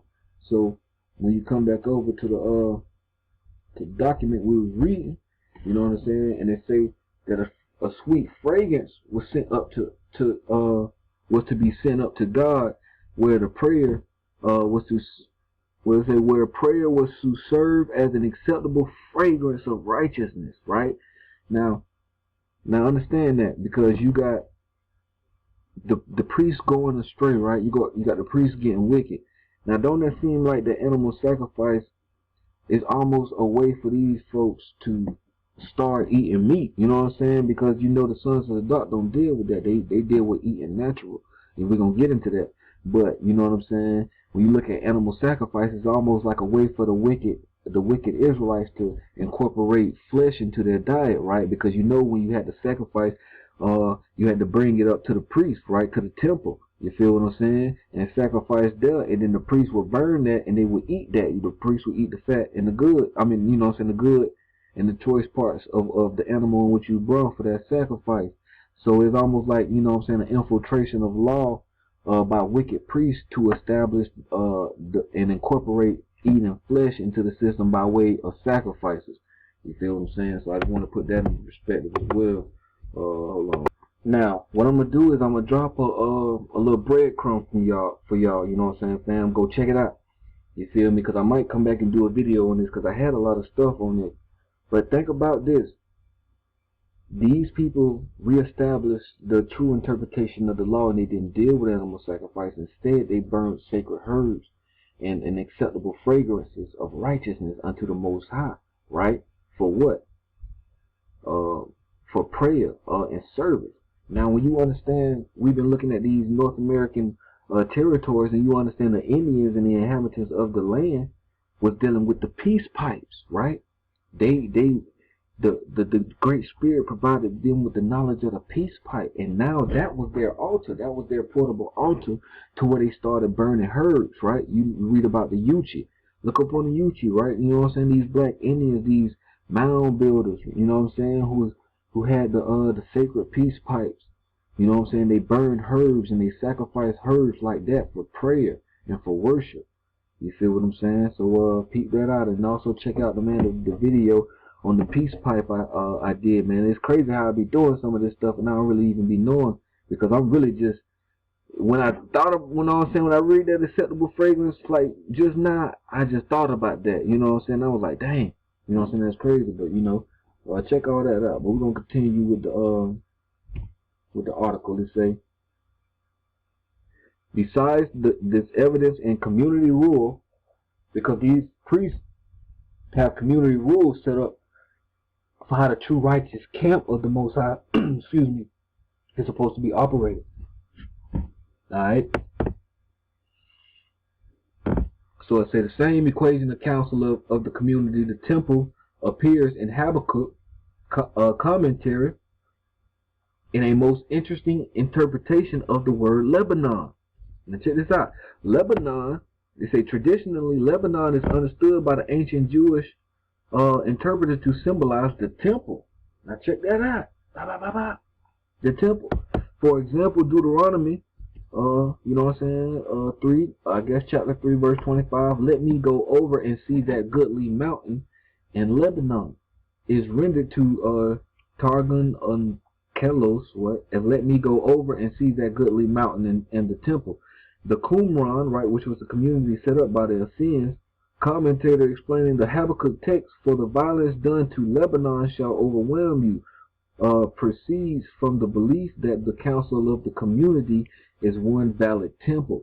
He sets out to provide it by directly associating Lebanon with the council and the conviction that the traditional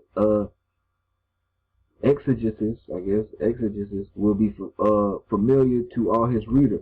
Lebanon equals temple. Temple equals council of community. Lebanon equals council of the community.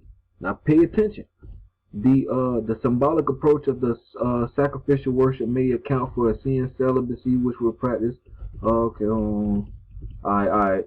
But anyway, okay, so you see these Essenes, right? Let me get this real quick for you. Over here, Josephus on the Essenes, were a people in white, right? The followers of John the Baptist. John the Baptist, remember, he's a son of Zadok. He's a Zadokite priest, right? Which they infiltrated and took and said that he established, you know, he's the, you know what I'm saying, the one who basically Christians people for Christianity. But, you know what I'm saying, they were called white robes, all took their habit of wearing white from their ultimate founders, the Essenes, who called themselves Lebanon. See, they called themselves Lebanon, which means white, right? Because they habitually wore sparkling white robes of fine linen. So we understand these people truly called themselves white Lebanon when they separated, right, and reestablished themselves with the true law, and came back into the Most High, because they set up the community rule, right, and the council of the community, which is the temple. Remember, the Most High was like he wasn't going to dwell in temple made of hands anymore. So the priests, the righteous priests of the temple, separated themselves and became the temple, became the righteous temple. That's why I say we what? We are cedars of Lebanon. Cedars are incorruptible trees. These are trees that have something inside them that keeps them from decaying, right? Sin, the wages of sin is death. Sin is transgression of the law. So if you have the law inside of you, that keeps you from decaying, that keeps you from death, that gives you life. You feel me? It gives you health and strength.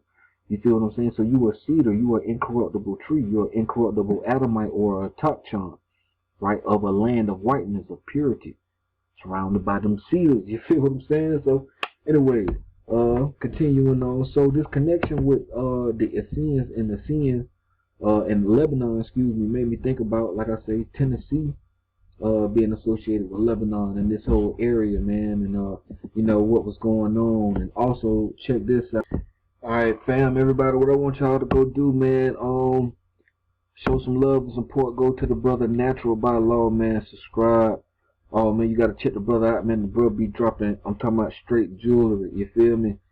Uh the bro hit me up and was like he was inspired by my cedar drop. And he went to do some digging on the Levite tribes, and he came up with a series of videos called Levitical Cities, Gardens of the Indians. Please, fam, go check that out, man, because the brother is showing you the setup of the Levitical cities in North America, in the territories, right? Where you have the woodland Indians, certain mounds, certain cities in the mound civilizations. You feel what I'm saying? Certain suburbs where the children of Israel had to allot the Levites a portion of land where they set up a particular, you know what I'm saying? A particular type of setting. You know what I'm saying? And the brother breaking it down, dog, like wonderful. You know what I'm saying? That's what I call fruitful work, man. That, you know what I'm saying? Like when we all just building like that. You know what I'm saying? Like the most something like Christ say, man, judge a tree by its fruit. You feel what I'm saying? And you see, man, what's going on is very fruitful. But check that out, man. The brother is showing you the Levitical cities in the America. You know what I'm saying? Okay, so definitely go check the brother out, man. Subscribe. Oh, the brother got stupid videos, man, kicking out stupid information, man. So definitely go check him out on that tip.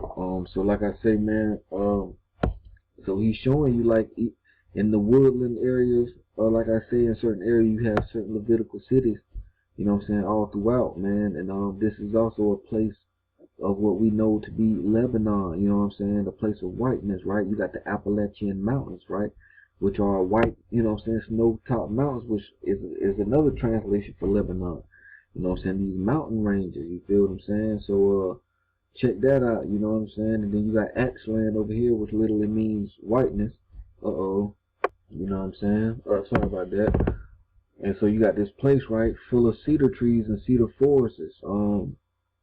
You know what I'm saying? With the civilizations who are very correspondent with the tree. You know, they live off the tree. Certain places, man, they call themselves the people of the cedar. I think in Utah there's a group of Paiute Indians. They call themselves the people of the cedar band, the cedar people. You feel what I'm saying? So check that out. So when you just pay attention to how our biblical ancestors separated themselves in Lebanon and in the places of the cedar tree, you know what I'm saying? And they reestablished themselves with the law, and we building on the Essenes, right? And we seeing the connection that the Essenes have with Lebanon and how they call themselves Lebanon. It just, you know what I'm saying, it really puts a lot of things into perspective, man. And you got the Levitical cities, you feel what I'm saying, where the priests were administrating, right? You got the Indians who received the information about the peace pipes. Now they're not sacrificing animals no more. They're burning herbs in the sacred cedar and the sumac and the pipe stone from Minnesota. You know what I'm saying, that they were getting from the mountains up there. You know what I'm saying, things like that, man. So it's a beautiful correlation and understanding, and we seeing all these things come to life and how they gonna help us reestablish ourselves. You know what I'm saying, and separate and create purity the way our ancestors did. And like I say, when you read about these folks, the Essenes, the sons of Zadok, dig into their documents. Matter of fact, let me direct y'all to some good information real quick.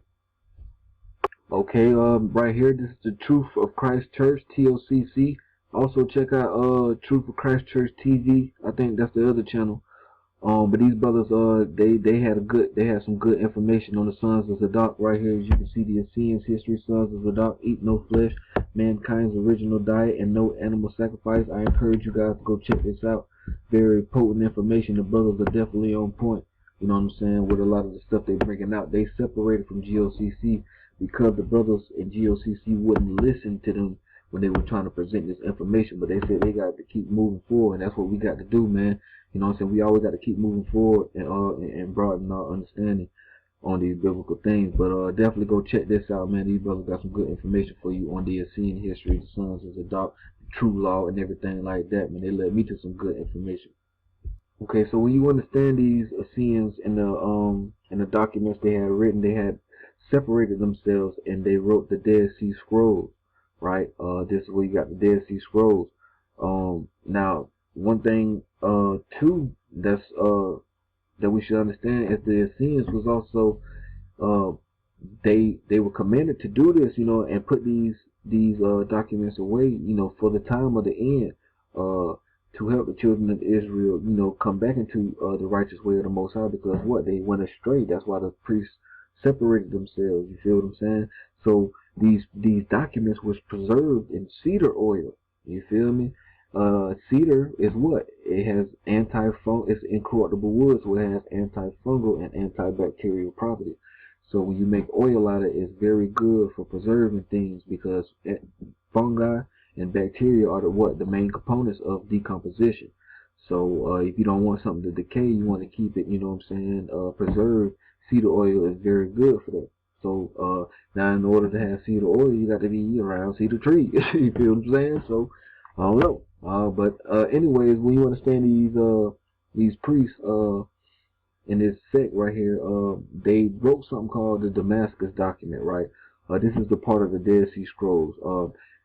And when you see, we say the Damascus document or Damascus rule is one of the most interesting texts of the Dead Sea Scrolls, because it is the only Qumran work that was known before the discovery of the Dead Sea Scrolls.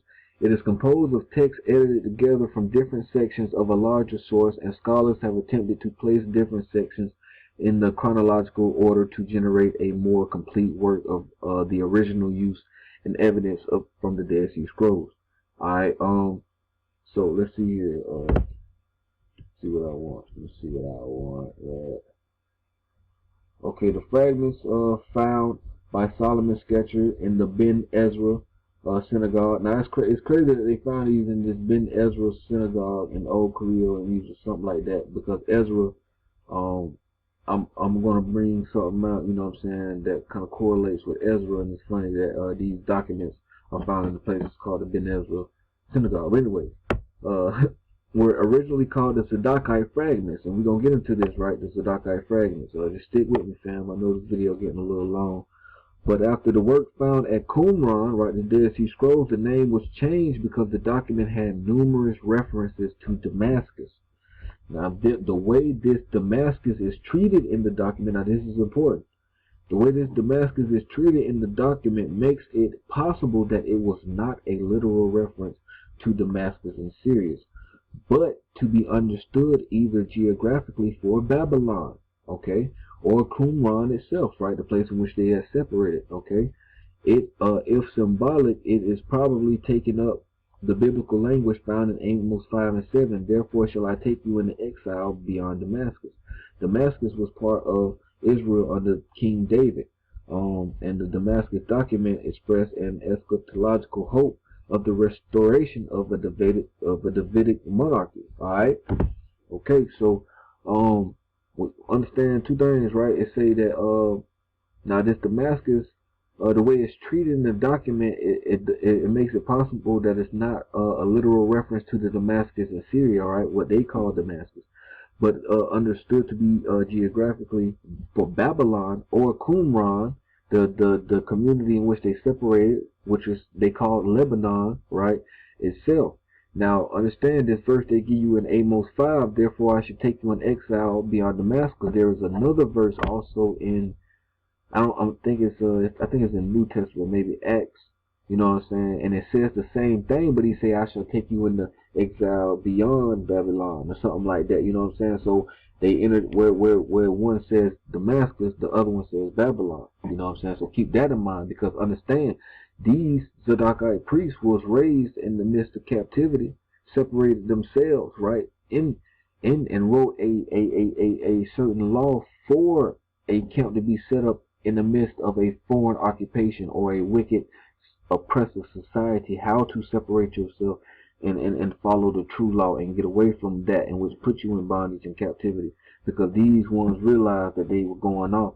You know what I'm saying? They kept the true way. Remember that. All right. So you got, like I say, it got that reference to Babylon, and like I say, it also got the other reference to this Lebanon or Qumran, which they set up itself. Now understand something about Damascus. Hold on one second.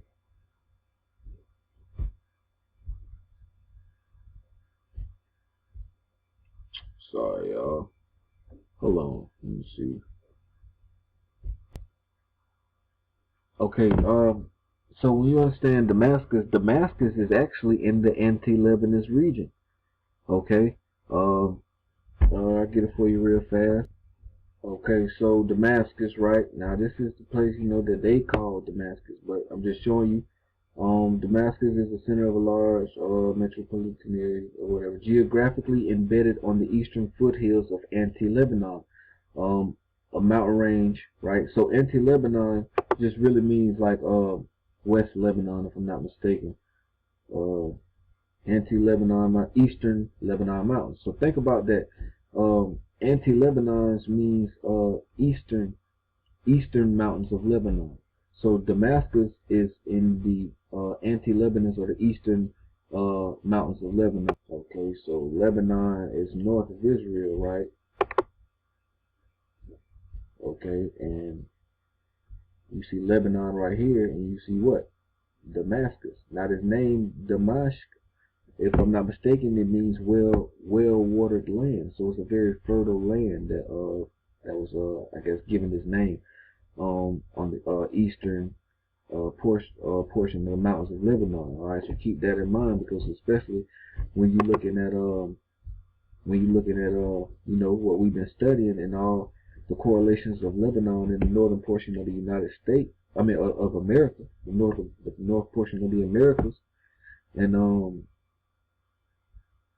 you're looking at Lebanon, and what's also funny, right, is in this eastern region where you have, these mountains, is, check this out. So remember how, I was telling you how, like, I just seen the word of sin in the name Tennessee, and how there's the feeders of Lebanon, there's Lebanon, Tennessee, and you're looking at this whole area as like a Lebanon. You know what I'm saying? They got a white mountain range, so it's so much white stuff, white plains, white mountains, white this, white that up in this area. Lebanon this, Lebanon that, but it's Tennessee, and it's a Assyrian thing, right? I'm looking at the cedars of Lebanon, and I'm looking at the Assyrians, the sons of Zadok, right, and who went to Damascus, and I just took, and so happenly, it so happened there's a Damascus, Tennessee, and I just find that so funny, I'm not saying that this is the Damascus in which they went, nah, but it's just crazy that there's a Damascus, Tennessee. Not only is there a Damascus, Tennessee, there's a Damascus, Virginia. And the Damascus, Tennessee is right on the tip of Tennessee, and the Damascus, Virginia, I think is in southern Virginia, in this area. So it's like Damascus, they both encompass like that region, right? So we were talking about the Cedar Forest, the Dismal Swamp, right? The place of refuge in Virginia, in southeastern, I think it was somewhere South Virginia, right? You got Damascus and Lebanon all in the region. You know what I'm saying? It's just crazy. You know what I'm saying? So with all that being said, we're gonna get back to the Damascus document. All right. So now I encourage y'all to come read this, get this, and understand the drop on the Damascus documents as well as the rest of the Dead Sea Scrolls. You know what I'm saying? But I just want to scroll down just to show you one thing, what these priests is doing, what they did, and what they rewrote. What they rewrote, you know what I'm saying, and the new laws and what they was writing, you know what I'm saying, and why we are focused on, or why I am personally focused, you know what I'm saying, on trying to establish, you know what I'm saying, something tribal, a system of governments, a platform, so that we can do what the true priests, you know what I'm saying, are asking us to establish. If you want to connect ourselves to the Most High the correct way, these priests, we read the oaths and the vows, Sadri ruling, camp laws for the camp living, qualifications for an overseer, relations with the outsiders, ranks, needs of camps and members, right? Fragments and concerning punishments, taking oath, becoming a member of the community, offerings and vows to God. You feel what I'm saying? This is why it's important, right? To understand this, right? And understand these righteous priests who separate themselves and write down the true interpretations of the law and the wisdom, because they keep in that true way, right? We can even substantiate that when we go to the book of Second Ezra, right? Now remember, we was already in Second Ezra early when we was what? When we seen when the prophet Ezra who is Ezra, right? He seen the children of Israel going into what? Arsareth, right?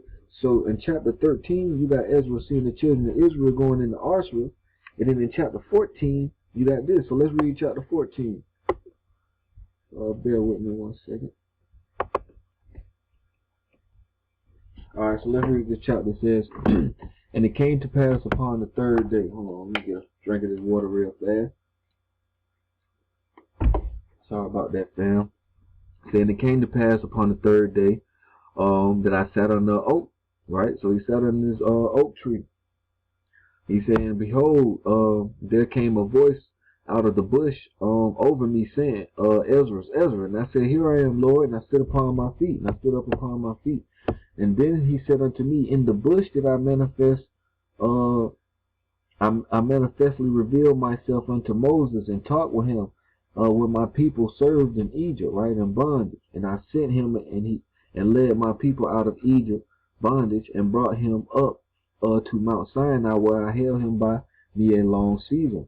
And I told him many wondrous things and showed him the secrets of the times and the end, right, the book of Jubilees and stuff like that, and commanded him, saying, these words shalt thou declare, and these shalt thou hide. And now I say unto thee, that thou lay up in thy heart the signs that I have showed thee, and the dreams that thou hast seen, and the interpretations which thou hast heard, right? The interpretation of these things Most High showed, right? It says, for thou shalt be taken away from all, right? Separated, right? Nazarite, right? From hence thou shalt remain with my son. You feel me? And with such I'm sorry, the words is like the spelling is weird on here. And with such as be like unto the times of the end, right? So it should be like that to the times of the end. So you know we're dealing with prophecy, right? You know what I'm saying? Say, for the world has lost his youth, and the time began to wax old. For the world is divided into 12 parts, and the 10th part of it are gone already, and half of the 10th part, and there remaineth that which is after the half of the 10th part. And now therefore set thine house in order, right? That's what we got to do. We got to set our house in order. You feel what I'm saying? And reprove the people, reprove ourselves, you know what I'm saying? Correct ourselves, you know what I'm saying? And comfort such them that be in trouble, and renounce corruption, right? And now renounce corruption, all right?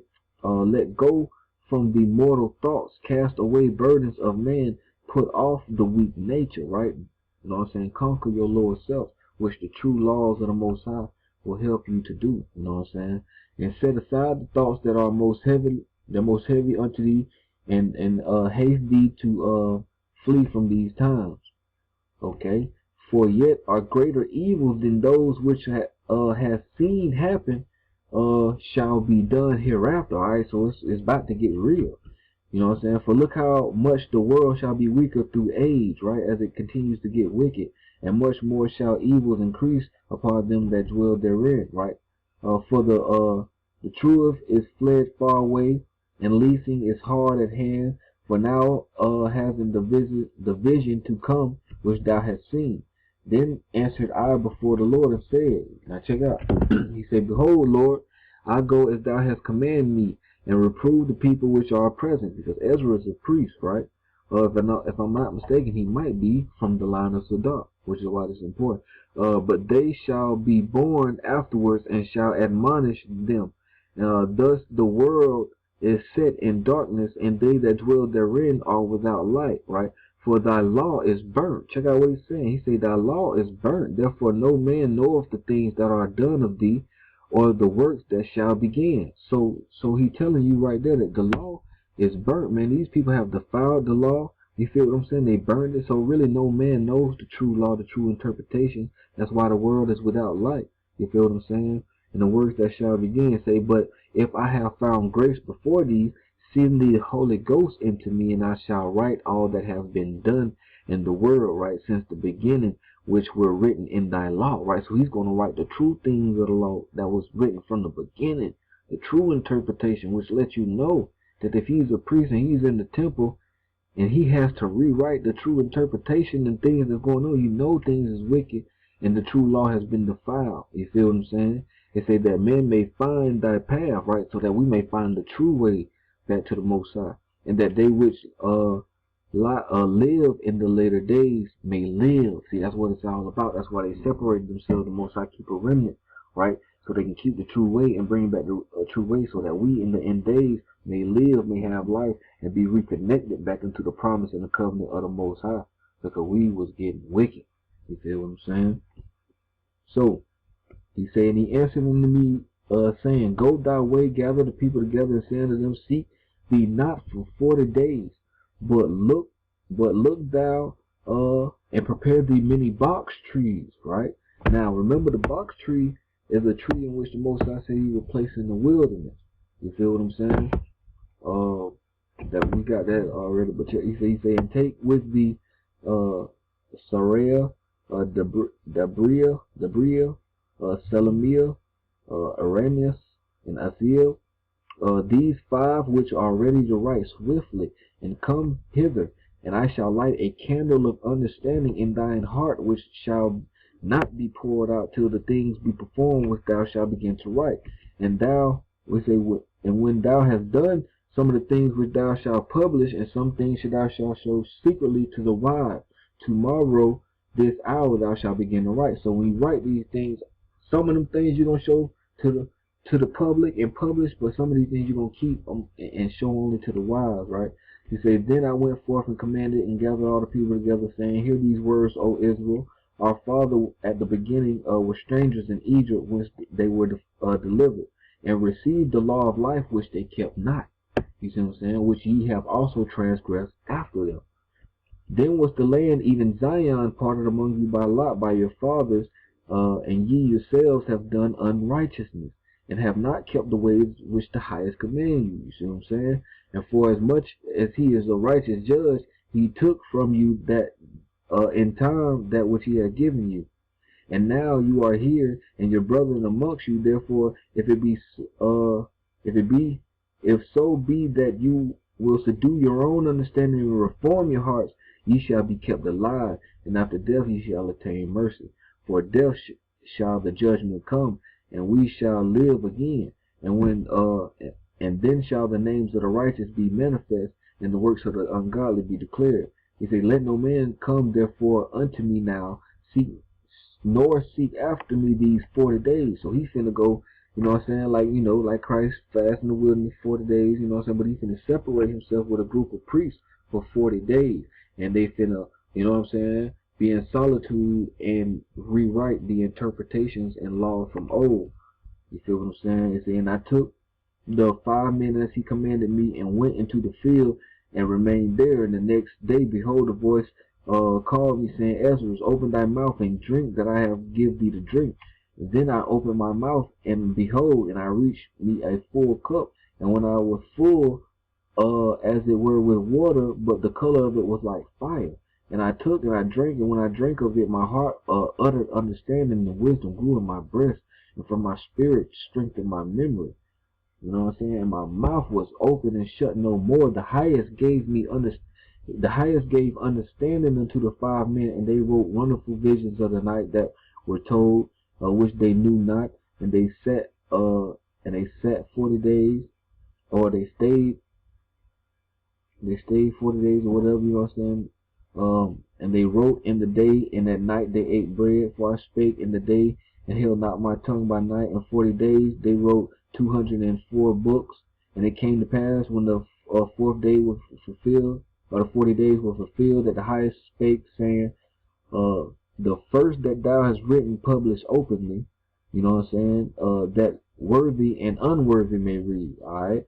But keep the 70 last, that thou may deliver them only to such as be wise among the people, right? So keep these for the wise, the people who have understanding, the people who have not just surrendered themselves to Baal, you know what I'm saying?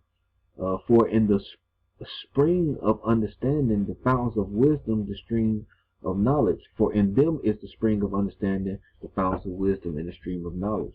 And I did so. Alright.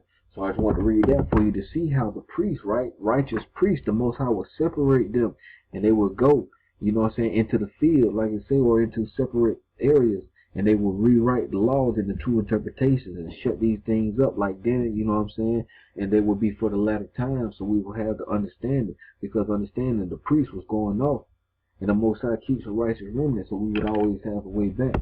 You know what I'm saying? And that's what we got to follow. That's what we got to understand and see who was being righteous and was giving the true interpretations of the law, right? And that what brings us to the fragments of the Zadokite work. And this is what's going to piece it all together. You know what I'm saying? Right here, you're going to understand why it's important that we establish a tribe and bring ourselves back into the bond of the covenant. You feel what I'm saying? Back into ecclesiastical law and rule with our Father and have that protection. It ain't about, you know what I'm saying, no labels or none of that. You know what I'm saying? That's why I just feel like people are not listening, they're not reading, they're not studying, they being simple. You feel what I'm saying? It's not about that.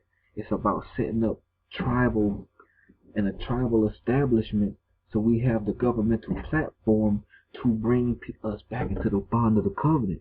You feel what I'm saying? So that we can separate, you feel what I'm saying, gather together in the name of the laws of the Most High. You feel what I'm saying? And separate ourselves. Keep the true Sabbath. Keep the covenant. You feel what I'm saying? The true feast days by the true priests that give them. Understand those true and those righteous times. So that's where wisdom come in. That's where the Most High gives us understanding, because the Sabbath is for the signs of the time. You feel what I'm saying? So when we separate and keeping those true laws, understand the wisdom that the Most High gives us when we separate. You feel what I'm saying? To rise up. You feel what I'm saying? So when we need to understand the way we need to do that. And that's where the fragments of the Zadokite work come in at, in the Dead Sea Scrolls, and the righteous priests who were separated to do these things. You know what I'm saying? So I just gotta say all that and put it in perspective. So let's go. I hope y'all still rocking with me. You know what I'm saying? We still going. The fragments of the Zadokite work, also known as the Damascus document, right? So it says, Israel sent into captivity, a root of God's planting made to spring forth after 200 BCE, and a teacher of righteousness shall be raised up. Alright, so check this out. It says, now hearken. It says, now therefore hearken unto me, all ye who know righteousness and have understanding in the works of God. Because that's one thing you got to understand. When you look at these, the sons of Zadok, the law in which they rewrote, the interpretations in which they gave, you will understand the Most High, because his laws is just nature. You feel what I'm saying? It's just natural. Being the Adamite, being so a true inhabitant of the land, being the Indian again. You feel what I'm saying? And being natural as possible, the way the Most High created you to be. That's what his true laws is. You know what I'm saying? That's life, health, and strength. You feel what I'm saying? So the true law, when you read the true law given by the sons of Zadok, it will make perfect sense to you, because it will make sense like, yeah, now that's the creator. That's the one who created the trees and the plants and the bees and the animals and everything like that. That's the God I know. You feel what I'm saying? So without me rambling on like I usually do, you know, let me read. Alright, so have understanding in the works of God, for he have a controversy with all flesh, and will execute judgment upon all who despise him. For because of the trespass of those who forsook him, he hid his face from Israel and from his sanctuary, and gave them over to the sword, right? Okay. They say, but he remembered the covenant of the forefathers. He left a remnant to Israel and gave them not over to destruction. And in the period of the wrath, right, 390 years after he had given them into the hand of Nebuchadnezzar, king of Babylon, he visited them, and he made to spring forth from Aaron and Israel a root of his planting, which is what? We know the planting of the Lord is what? The cedars of Lebanon, man. Y'all see how this all coming together? Well, I say, man, pay attention. You know what I'm saying? Get this cedar drop. Damn your ego. I don't give a damn who brings it out. Get that cedar drop. You feel me? But, you see, the root of his planting, right? The cedars of Lebanon. Alright, but anyways, to inherit his land. Okay, now check that out. So, 390 years into Babylonian captivity. Right, we know you good for the solid 400. In the 390 years, the Most High separated a righteous root of his planting to inherit his land and grow fat through the goodness of his earth. Remember, he said the sons of Zadok gonna do what? Sacrifice the fat and the blood. You think that's talking about animals? Nah, look what it say, the fat through the goodness of his earth. Right? Okay, and they had understanding of their iniquity, and they knew that they were guilty men, and had like the blind been groping after the way 20 years, and God considered their works, for they sought him with a perfect heart, and he raised them up a teacher of righteousness to lead them in the way of his heart. And he made known to a later generation of what he had done to a later generation, to a congregation of teachers men, right? By separating them, letting them write these documents of the true interpretation.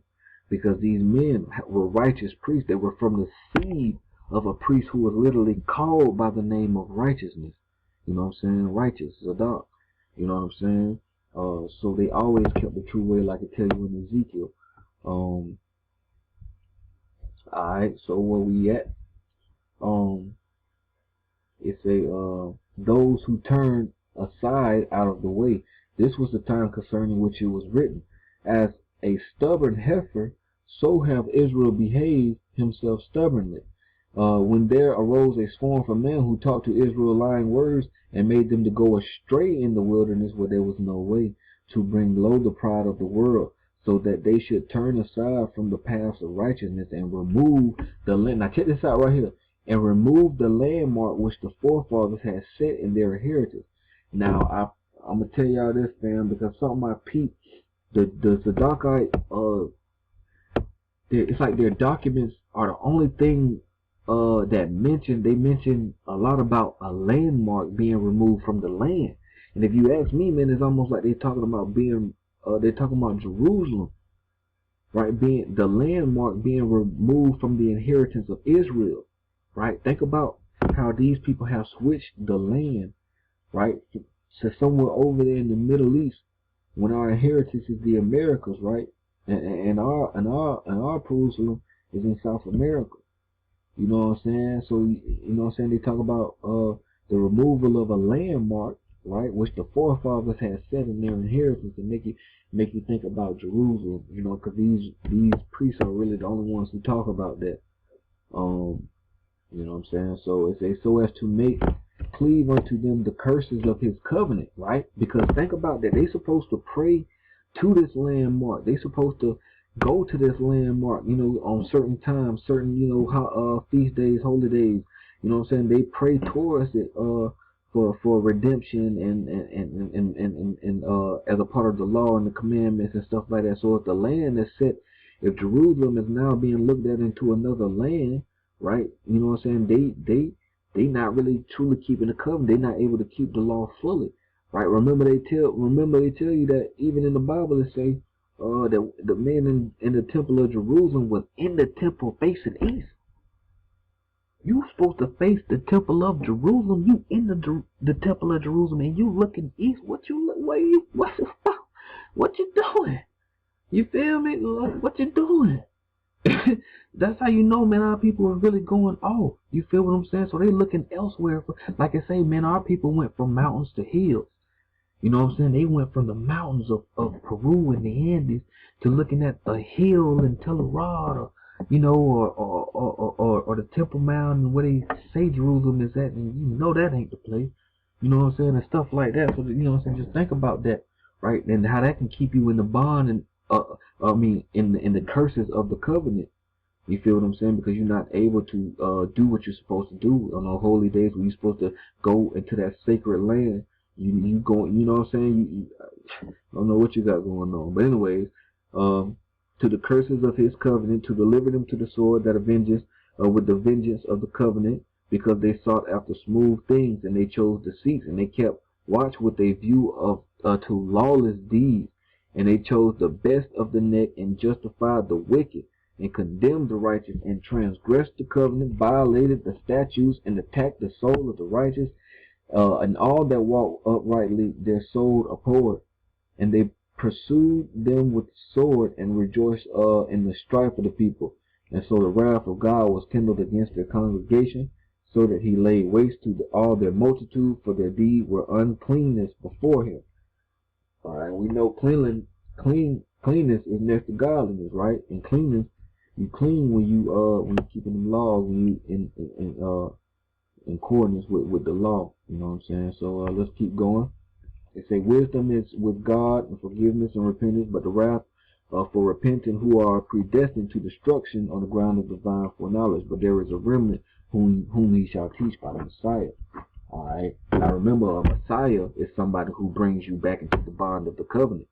So if somebody saying they the Messiah and you ain't brought back into the bond of the covenant, then well, okay, you know what I'm saying? So don't get caught up on the Messiah and thinking that's just understand that the Messiah is someone who brings somebody, like the brother said, from one land to another and back to the bond of the covenant.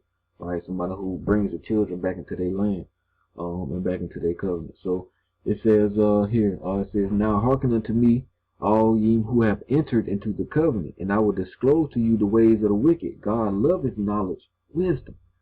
Alright, so those of you who enter into the covenant, he's going to disclose the ways of the wicked. Right? God loveth knowledge. You feel what I'm saying? And counsel he has set before him. Prudence and knowledge to minister unto him. Right? To do what? You already know. Long suffering is with him, and plentiness of forgiveness to pardon those who repent of transgression, and power and mighty and great fury with flames of fire therein all the angels of destruction. See, now this is important, right?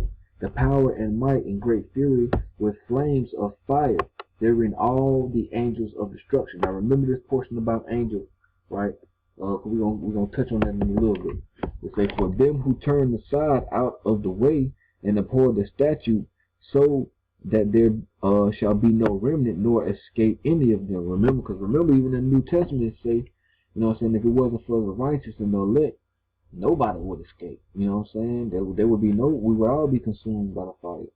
You know what I'm saying? But for God chose them not from the beginning of the world, ere that they were formed, he knew their works. He abhorred their transgressions from old. He hid his face from their land till they were consumed. And he knew the years of their office, right?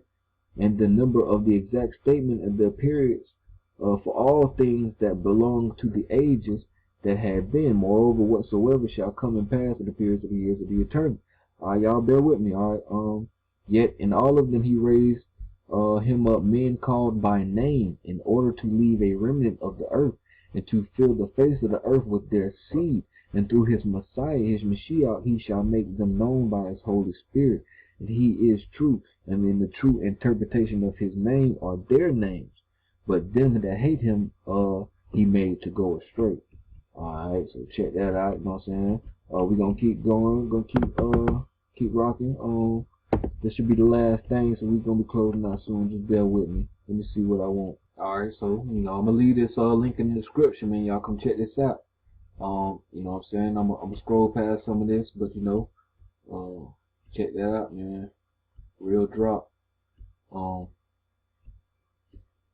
Alright, so God confirms the covenant with the faithful through Revelations. When Israel transgressed, again God forgave them and confirmed his covenant with them through Ezekiel 6:7. But with them that held fast by the commandments of God, who were left of them, God confirmed the covenant of Israel forever, revealing unto them the hidden things wherein all Israel had erred. Right? Alright, check that out. His holy Sabbath, right? The true Sabbath. His glorious festivals, the right feast days. His righteous testimony and his true ways. You know what I'm saying? And the desires of his will, the which if a man do, he shall live by them. He opened before them, and they dig the well of many waters. Now understand what his will is talking about. He that despised them shall not live. And they wallowed in the transgression of man, and in the ways of the unclean woman. And they said that it belongs to us. But God wondrously pardoned their sins and forgave the transgression. And he built them in a sore house in Israel, like the like of which never rose from old nor unto this day. They who hold fast to him are for the life of eternity, and all the glory of man is for them, as God confirmed it to them through Ezekiel the prophet, saying, the priests, the Levites, the sons of Zadok, alright, the sons of the priest named righteous, that kept the charge of my sanctuary, when the children of Israel went astray from them. They shall bring near to me the fattened blood, alright, which is the best choice of the righteous remnant of the bloodline of his people. You know what I'm saying? As well as other things, alright. But check this out. Migration of dependents to Damascus. Sons of Zadok hold office in the end days. Laws to be obeyed and relations with the Judah broken of in the period of which Baal is let loose. The priests are the descendants of Israel who went forth out of the land of Judah, and the Levites are they who joined them, and they are the sons of Zadok. And the sons of Zadok are the elect of Israel called by the name. They are holding office in the end days. Behold, the statement of their name according to their generation. In the period of their office, right, the divine space, the religious space of service, where they administer, right, they enforce law as executive members of the branches. See how it all correlates. You feel what I'm saying? We talking about real nation building here. You feel what I'm saying? And the number of their affliction and the years of their sojourning and the statement of their works. The first saints whom God pardoned. You feel what I'm saying? Both justified and righteous, and condemn the wicked, and all they who came after them must do accordingly to the interpretation of the law. You feel what I'm saying?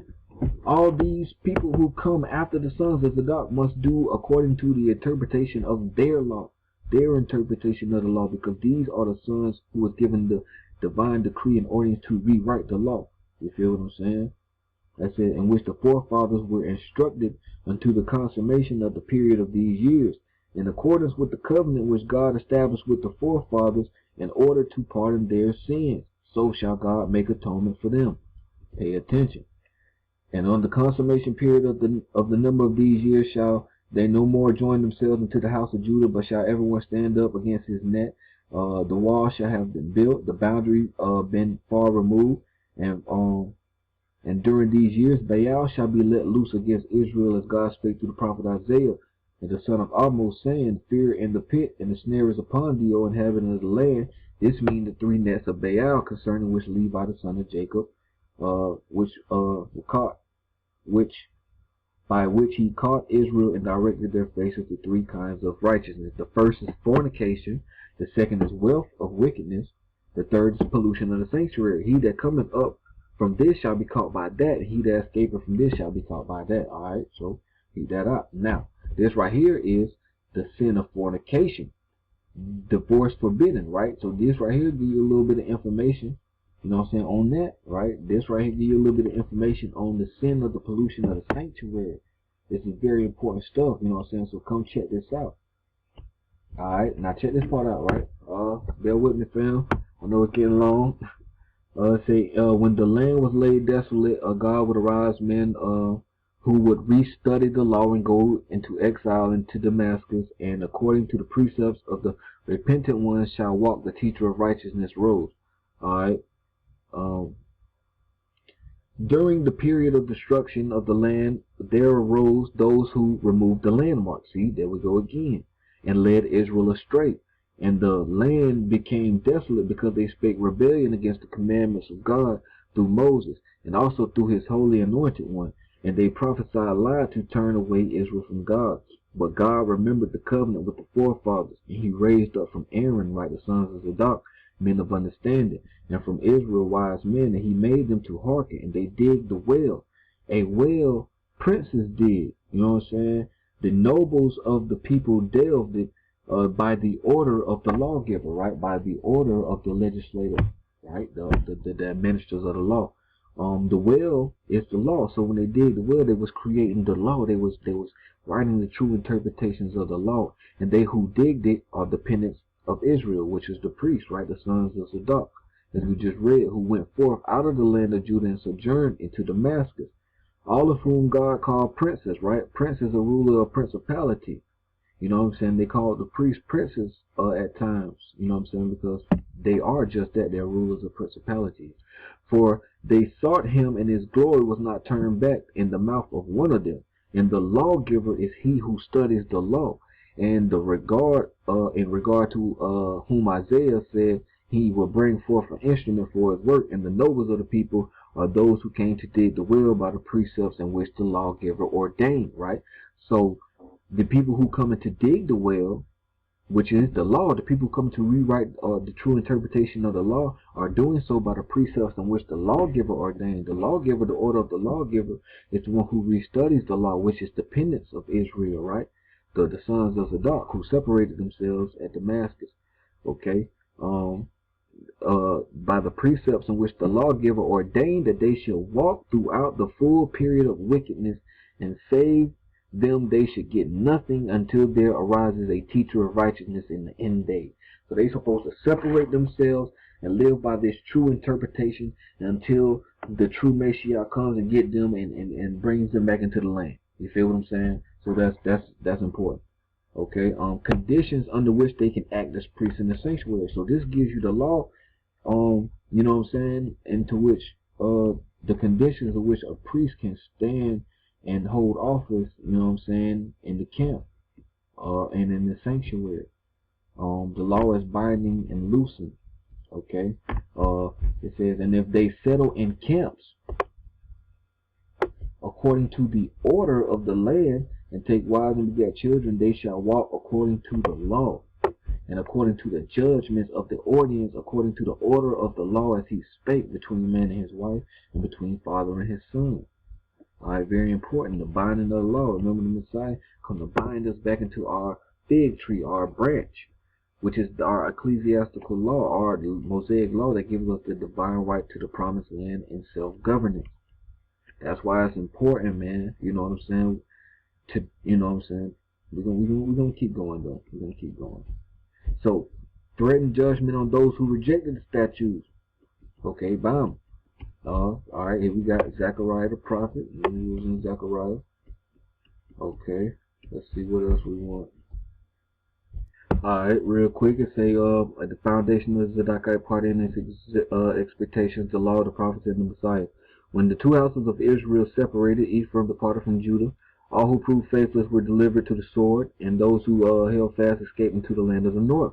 Now understand, this Damascus was also referred to as the land of the north. You know what I'm saying? And like I said, Lebanon, right, as we know, is a land that is north of Israel and stuff like that. So keep that in mind. You know what I'm saying? And he said, and I will cause to go into captivity Succoth, your king, and chewing your images, the star of your God which ye made for yourselves beyond Damascus. The books of the law are the tabernacle of the king, and as he said, and I will raise up the tabernacle of David that is fallen, the king of the congregation, and the chewing the images are the books of the prophets. The 8 words of Israel has despised. The star is he who has studied the law, who came to Damascus, as it is written. There shall come forth a star out of Jacob, and a scepter shall rise out of Israel. The scepter is the prince of all the congregation, right? Remember, the prince is the ones who study the law, the lawgivers, right? The rulers of principalities. So we're gonna keep going. You know what I'm saying? Again, man, check this out. The penitents, like like their forefathers, loved God and were faithful to the covenant. Excommunication of those who fall away from the covenant, very important. But I'm just, this video getting long, so I'm gonna try to get to the most important part. The faithful shall confess their sins and be forgiven and blessed, right? So let me read this real quick. But all they that hold fast by these judgments, and going in and going out and coming in according to the law, right, and listen to the voice of the teacher and confess before God, saying, we have done wickedly, we and our fathers, because we have walked contrary to the statutes of the covenant, and true is thy judgment against us, right? And he who lift up his hand against his holy statutes, his righteous judgment and his testimony of truth are chastised by the first judgments with which the children of men were judged. And they give ear unto the unique teacher of righteousness, and reject not the statutes of righteousness when they hear them. They shall rejoice and be glad, their heart shall exalt, and they shall make themselves strong against the children of the world, and God will pardon them, and they shall seek salvation, for they shall trust in his holy name. Alright, now, a man shall not avenge himself or bear a grudge. Alright, so this law pertaining to that. The law pertaining to lost property, the number of witnesses necessary to a case of capital and other offenses, the character of a witness. Okay, so we're dealing with law and legal stuff here. Check that out. Now the regulations as the judges of the Zadokite party. Now check that out.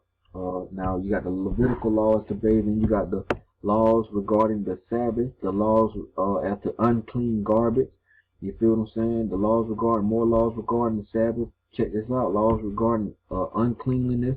The laws regarding bathing, man. Listen, Most High, look, As to be cleansed in water, no man shall wash in water that is filthy or insufficient for a man's bath. No, none shall cleanse himself in the waters of a vessel, or every pool of the rock, and there is not sufficient water for a bath, which an unclean person has touched, or water shall be unclean like the waters of a vessel. So check this out, man. The Most High just want you bathing in clean mountain spring water. You feel me? Like, you know what I'm saying? That's the law. That's the true laws of the Most High.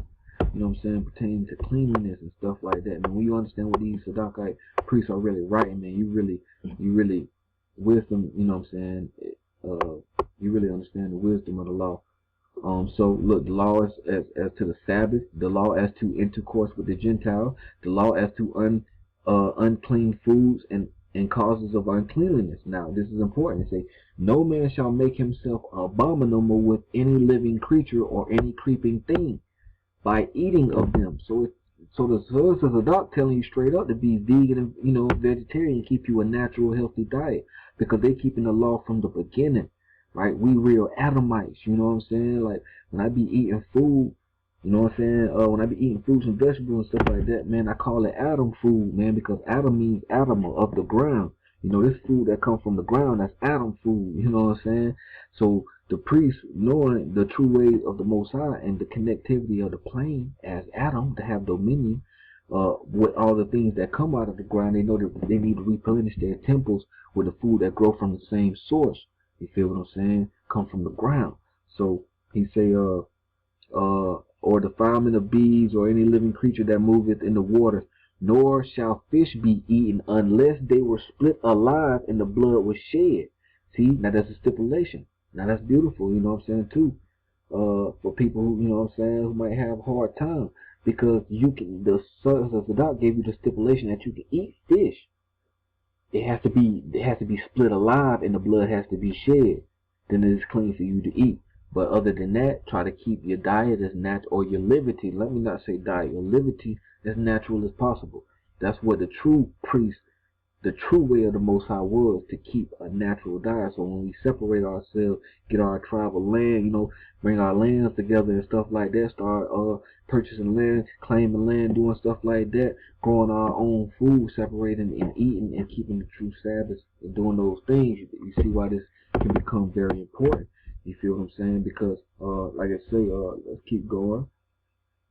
Wood and stones and dust are polluted, and the uncleanness of man are polluted like unto them, and their uncleanliness shall be unclean, he who touched them, and every instrument, nail, peg, and wall within the dead house shall be unclean. Alright, so, you know what I'm saying, the Most High, like I say, he's asking us to keep a very natural diet. Because when you understand about eating, you know what I'm saying, clean and being in tune with nature as Adamites, man, it's all about photonic light. You know what I'm saying? Like, photonic light is cellular information. You feel what I'm saying? Cellular information gives the information, shot from the sun to the cells of the plants and things like that, to give them information on what to reproduce and what to grow into, what flower to bud, things like that. You feel what I'm saying? So we must be in tune with the planet, be in tune with nature. You know what I'm saying? The holographic programmer is the sun. You know what I'm saying? So the sun, that's how you see everything, you know what I'm saying, and perceive based upon the sun. The sun is the holographic programmer. So understand, you know what I'm saying, when the sun give out information, you feel what I'm saying, it's best that we have our bodies in tune to receive that. Your body is able to receive photonic light when it's used to, when your body is used to eating food that is grown from photonic light. You feel what I'm saying? And cellular information, that fruit and those vegetables that grow out the ground that house those minerals and that photonic light shot from the sun, you eat that. Your cells didn't get that genetic material. Now they're in tune. Now they're informed. You feel what I'm saying? Now your body's in tune with the planet. So if the sun say, hey, check this out, I'm finna shoot, I'm finna kick up. You know what I'm saying? I'm finna move into this other solar constellation. You know what I'm saying? And I'm gonna kick off a lot more energy than I usually do. You need to be able to calibrate this. So it might shoot that information through photonic light. Your body need to be used to receiving photonic light to receive that information. That's why the book of Malachi chapter 4 say what? Let's go get it. Okay, book of Malachi chapter 4, we say, for behold, the day cometh that shall burn as an oven. Alright, so it's going to be hot. Okay, and the proud, and all that do wickedly shall be stubble. and the day that cometh shall burn them up, saith the Lord of hosts, that it shall leave them neither root nor branch. So this day shall come that shall burn as an oven, that shall burn them up. It's going to be hot. You feel what I'm saying? But it say, unto you that fear my name, unto you that are righteous, right, that respect the Most High and keep his true laws, shall the Son, the S-U-N, of righteousness arise with healing in his wings, and you shall go forth and grow up. Wow, check that out. As calves of the stall, and you shall tread down the wicked, right? And they shall be ashes under the soles of your feet, and the day of the Lord shall I do this. Okay, so understand that right there. That's, look, you know what I'm saying? He's telling you it's going to get hot. The sun going to burn as an oven, but the sun, to those who are righteous, to those who are in tune with nature and have the ability to receive photonic light because they take care of themselves the proper way, the sun shall arise with healing in its wings, and you shall grow up as calves in the stall. Meaning you shall really, like, you know what I'm saying, genetically evolve. Because like I say, remember, like, you know what I'm saying, like, for example, like in the movie Superman, remember what is Daddy Kal-El, which is, you know, El is Hebrew, you know what I'm saying, for God, and Kal means black, you know what I'm saying. So just think about that. But remember what Superman's father told him. He said, our sun is a lot younger than Earth's sun, and it calibrates our cells differently. You know what I'm saying? So understand that Superman, his sun was a lot younger, so it was kicking off a lot more energy. So it calibrated their cells differently, so they were a lot stronger. They were like superhumans. You feel me? So when he came to Earth's sun was a little more weaker, so it wasn't feeding his cells that what he was used to. You know what I'm saying? That power that it was used to. You feel what I'm saying? So understand that when the sun of righteousness come with healing in his wings and they kick up that heat, you need to make sure you're in tune with the planet. You know what I'm saying? Your body is used to receiving planetary information. You know what I'm saying? So that you can grow up as cows in the stall and genetically raised to those spiritual elevated beings. You know what I'm saying? To be in tune with the planet. And you can do that another way as well. You know what I'm saying? Which we're going to talk about. You know what I'm saying? Dealing with these angels and the elements. Because it's very important stuff. And it's very important that we come back into the bond of the creator, of the plane, of everything. You know what I'm saying? Let's keep building though. Okay, and say they shall be ashes under your feet. You know what I'm saying? Say, remember ye the law of Moses, my servant. Wow, now check that out. When he tell you about this, he tell you to do what? To remember the law of Moses, my servant. Right? Remember the servants are the ministers. You feel what I'm saying? The ones who give the true interpretation of the law. So remember the law of Moses, right? The servant from the true interpretation of the law, which I commanded unto him for all Israel with the statutes and the judgment. Behold, I will send you Elijah the prophet to come before the coming and dreadful day of the Lord, and he shall turn the hearts of the fathers to the children and the hearts of the children to the fathers, because I come smite thee with the earth. Now, a lot of people refer that person to do that to be John the Baptist, which is a Zadokite priest. You feel what I'm saying? Which paved the way in the wilderness, right? You know what I'm saying? So that's what this is talking about. So understand what we got to do. You know what I'm saying? As pertaining to this new covenant. Alright, so let's keep going. We're gonna get to the important things and try to close this out. So we got summary reference to the laws of uncleanliness. Check that out. Alright, the ruler to be a priest or a Levite. Okay, so check that out. Law of leprosy. Okay, so now in the Zadokite priest they have a law of leprosy. Right? So now they giving you the understanding on how to cleanse leprosy, right? And how to go about that. Because remember, even in the wilderness encampment of the children of Israel with Moses, right, they were cleansing leprosy, and they do that with what? The cedar. And where is the cedar? It's in Lebanon, right? So understand how that play a fundamental part. You know what I'm saying? In the separation, in establishing our camps and our separation. Alright, you got the duties of the censor, right? Now the censor of the camp, right, is a particular leader. Now they're showing you the duties of him. Now understand this right here. This is the 4 orders of the community, right? Now it says, in the regulation of the dwellers of all the camp, they shall be numbered by their names, the priest first, the Levite second, the children of Israel third, and the proselyte fourth, right? The proselyte is the Gentile who comes amongst you. So it's giving you the orders of how to establish the camp. You feel what I'm saying? The duties of the censor, alms giving, right? The giving of true tithes or anything like that. Now, this right here is the most important part. Okay? Now I want to read this before I snap. You feel what I'm saying? But I want to read this because this is what it all boils down to, family. And this is why we, you know what I'm saying, must do what we got to do, you know what I'm saying, to establish ourselves tribally, you know what I'm saying? And I'm going to go ahead and read this, all right? So, this is what the sons of Zadok say. And say, one say, shall not swear, or say, shall not swear either by Aleph Lamed or by Dalet, but by oath written in the curses of the covenant. Okay, so understand this. All right. Hold on one second. All right. So he say, should not swear by Aleph Lamed or by Dalet, but by oath written in the curses of the covenant. So now people that say, but the law of Moses he shall not mention, for and if he swears and transgresses, he profanes the name. And if by the curses of the covenant, the judges, right? You understand this? These are Zadokite fragments, so certain parts, you know what I'm saying, are missing. You know what I'm saying? So you got some dots, and then like, you know what I'm saying, like down here you got a loss of 5 lines. But so bear with me. So and if he transgresses, he shall be held guilty. But if he confesses and make restitution, he shall not bear the penalty of death. And whosoever in all Israel shall enter into the covenant by a statute forever, together with the children who are not of age, to pass over into the number of those who are enrolled by oath, by the oath of the covenant, shall confirm it on their behalf. And this is also the law throughout the entire period of wickedness for everyone who returned from his corrupt way.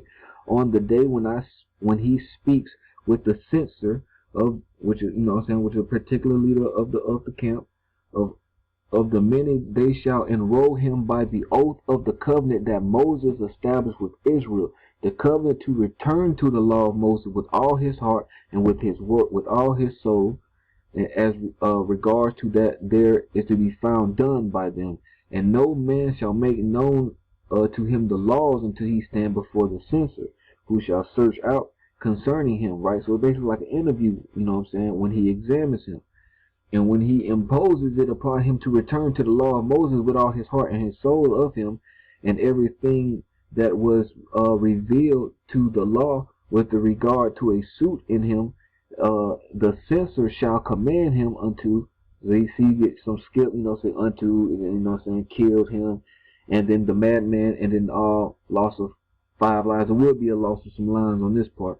But anyways, it say the covenant with you, with the whole Israel. Therefore the man shall impose it upon himself to return to the law of Moses, for in it everything is accurately treated.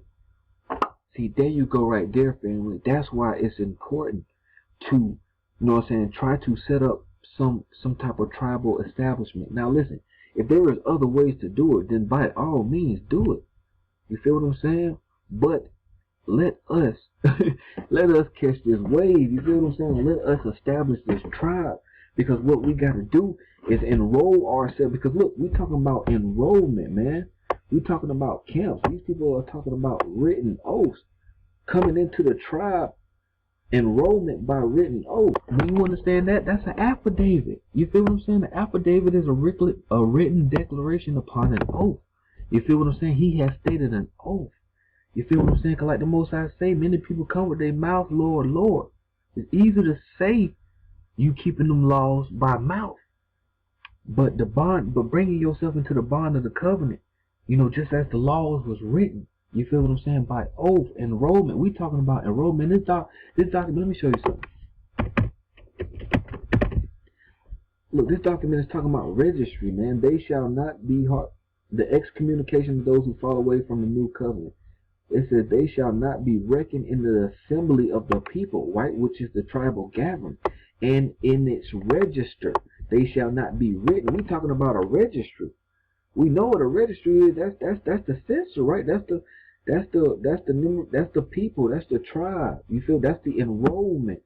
You feel what I'm saying? Of the tribe. It say they should not be written, for that day there is gathered unto the unique teacher, until there shall rise the Messiah from Aaron and Israel. Alright, so the sons of Zadok, man, they giving us the know-how to set up the true righteous separation, right? The true righteous camp of the Most High, and how to bring ourselves back into the covenant, man. That's why it's important that we're looking at trying to establish ourselves into the into some, and form ourselves into tribe. That's why we're doing it, so we can set up a tribal government, right, where we have the platform to enroll people into our tribe, into our nations, by way of the covenant, bringing us back into the bond of the covenant, because that's what it's all about. You feel what I'm saying? Bringing us so we can have that protection, so we can separate, keep the true laws, that we can have real wisdom. You feel what I'm saying? Because that's what it's all about, man. This place about to get dealt with. So we need to be able to separate ourselves and have that protection into the bond of the covenant. You feel what I'm saying? Alright, last part right here. Laws as to oaths and vows. On that day on which a man, now this is so important. Okay? On that day on which a man imposes it upon himself to return to the law of Moses, the angel at Mastamah would depart from him if he make good his word. Oh, y'all don't understand how important that is. You feel me? Let me drop something on you, dog. When you understand curses, like for example, like when you're dealing with voodoo, right? Alright? You ain't finna get into all that, but when you understand voodoo, dog, voodoo is dealing with, for example, it's dealing with a lower level, because you know the art has been infiltrated, and you know what I'm saying, they really dealing with, you know, lesser beings. But when you understand what they're dealing with, there is a principality, right? Or a force or a higher celestial entity that rules over every element or every intricate thing that the Most High created.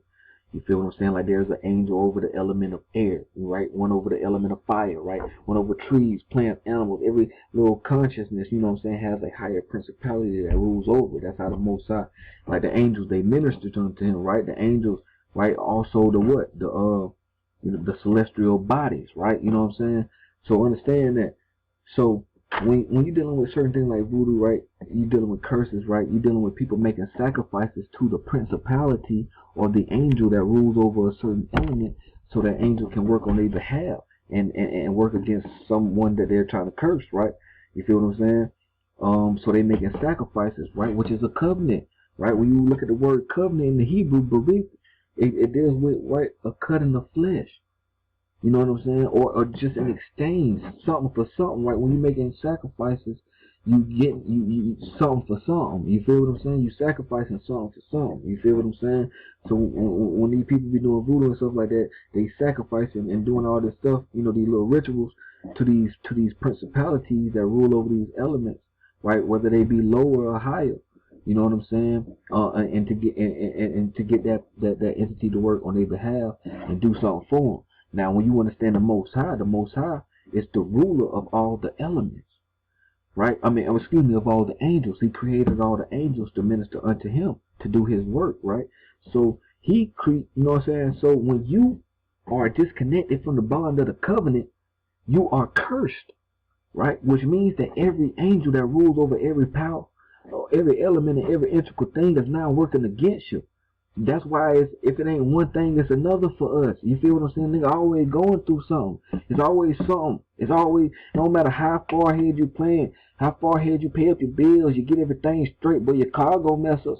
You know what I'm saying? Like, you're going through it, your folk getting locked up, people dying all around you. It's hell for you. You under oppression. You feel what I'm saying? Because the principalities that rule, the angels that rule over these things, are working against you because you are cursed by the Most High.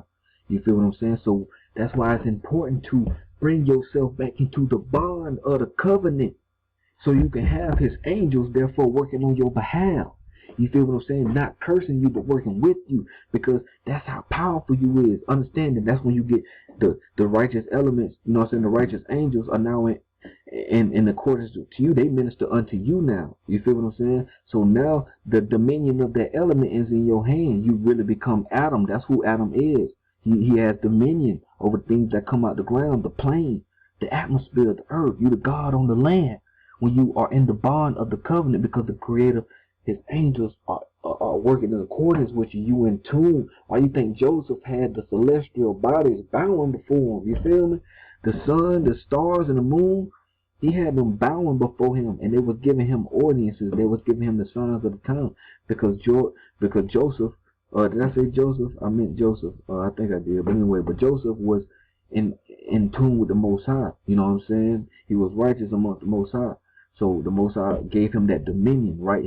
The celestial bodies are the angels. So the angels, right, bowed to Joseph, basically. You know what I'm saying? And gave him that dominion over that principality, so he can have wisdom and understanding of that particular thing, right? You feel what I'm saying?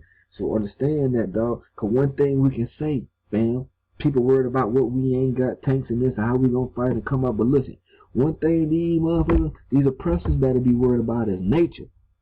You feel me, nigga? Nature come through, nigga, and tear everything up, man. Tornado, hurricane, you feel, come to wreak havoc. So, you know what I'm saying? They better worry about nature. And we got the opportunity to be in tune with nature. We got the opportunity to bring ourselves back into the bond of the covenant with the creator of the plane, who created the elements and the angels to rule over them, so that they can minister unto us and we can be accorded. You know what I'm saying? Remember, you see Avatar and they earth bending and they air building. Yeah, that was us when we had dominion over these elements, when we was in correspondence with the creator, when we was in tune with certain things like that, and those principalities was working on our behalf. You feel what I'm saying? Because we was in tune. See, that's how deep this shit is. You feel me? With the law. And it tell you right here that on the day when a man imposes it upon himself to return unto the law of Moses, the angel of Mastamah will depart from him. The one who whooping his ass, you feel what I'm saying, will depart from him and not work on his behalf. See, that's how powerful it is by coming into an oath with your creator, coming back into that bond, right? They said, if he keep good his word, no binding oath which a man imposes upon himself with the future perform the commandment of the law shall he cancel, even at the risk of death. Nothing which a man imposes upon himself with a view to frustrate the law shall he make good, even into the risk of the death. As for the oath of the woman, whose oath Moses says should be disallowed, no man shall disallow an oath which no man knew.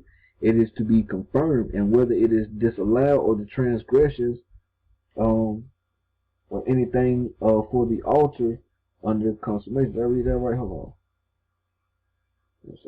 Alright, nor shall the priest take anything from the Israelites, nor shall a man dedicate the food which he said they hunt every man his brother with the net.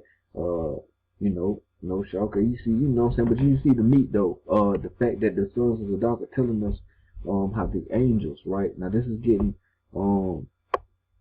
when you understand this priesthood and the true interpretations of the law, what's really going on, man, you really understand the Most High life and wisdom. You feel what I'm saying? And how these angels, right, these principalities that rule over everything, elements, the sun, you know what I'm saying, everything in the plane, right, to minister unto the Most High, are against you. But once you make way to come back into this covenant, they depart from you. Now they working on your behalf.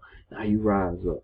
You feel what I'm saying? So that's why we looking to establish ourselves as a tribe, man, because you got to understand, we're trying to bring ourselves back into the bond of the covenant. You feel what I'm saying? To establish ourselves and get that protection, that divine, you know what I'm saying? And that divine correspondence with the Most High, so we can separate, read these documents by the sons of Zadok and understand, what we really need to do, how we really need to separate. He give us wisdom, because then, listen, once we got the governmental structure to set up a national system of government, because understand the law of the Bible, the Mosaic law, is the tribes or the nation's law. You know how you got police, you got laws and courts and stuff like that. The Mosaic law is the law.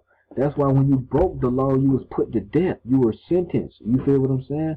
When you broke the Mosaic law. So we got to make the law, we got to put the governmental found. Like I say, it's easy. It's okay. You can say by mouth that you're coming into the bond of the covenant, but we operate in ecclesiastical law. So we need to set up a governmental foundation to where the law is now the governing ruling system of morals for our government, and people who continue to go against the bond of the covenant will be kicked out of the registry, right? That's why the Most I tell you, like when the children of Israel sin, he say, I will remove you from the children of Israel, you be no more included, stuff like that. You know what I'm saying? Separating themselves from the registry, you know what I'm saying? And from the tribe, from the gathering, you know what I'm saying? But the law is the tribe's governmental law. You know what I'm saying? So we got to establish something for the tribe, for the law to be, you know what I'm saying, the entire system of government for us. You know what I'm saying? So we can be under that divine oath, by oath. You know what I'm saying? You know. You know what I'm saying? Just imagine how powerful that is when you setting up a tribe and you gathering with people who are bounded to the oath. You know what I'm saying? Of the covenant, man, to honor their mother and their father and treat their brother like their neighbor. You know what I'm saying? Like that's a powerful thing, man. That's when building can really be set in. You know what I'm saying? So when we got this governmental structure where we are all bonded to the covenant, and the Most High can really use us, because He said He's not going to accept us until we bring ourselves back into that bond. Then guess what? Guess what? Let me show you something. First, I want to bring up fair use real quick, real quick. All right, fair use. For educational purposes. All right. Okay, man. So check this out, man. I want to show y'all this clip, man, from this video. Is called "The Quest for Coats of Quota Gold." Now I don't know why they call it "Quest for Quota Gold." You know, it's Montezuma's gold. Remember his gold, right? The Aztecs left, right? Our ancestors left. And remember where they left it, right? They left it in Axe land. So they left it in the place where they know they usually gather. And they become a tribe at. You feel what I'm saying? And we know why they left it. But I want you to listen to what this man first say as soon as the documentary come on. It's crazy what he say, man. I just want y'all to check this out and listen. Alright, so I'm gonna play this for y'all.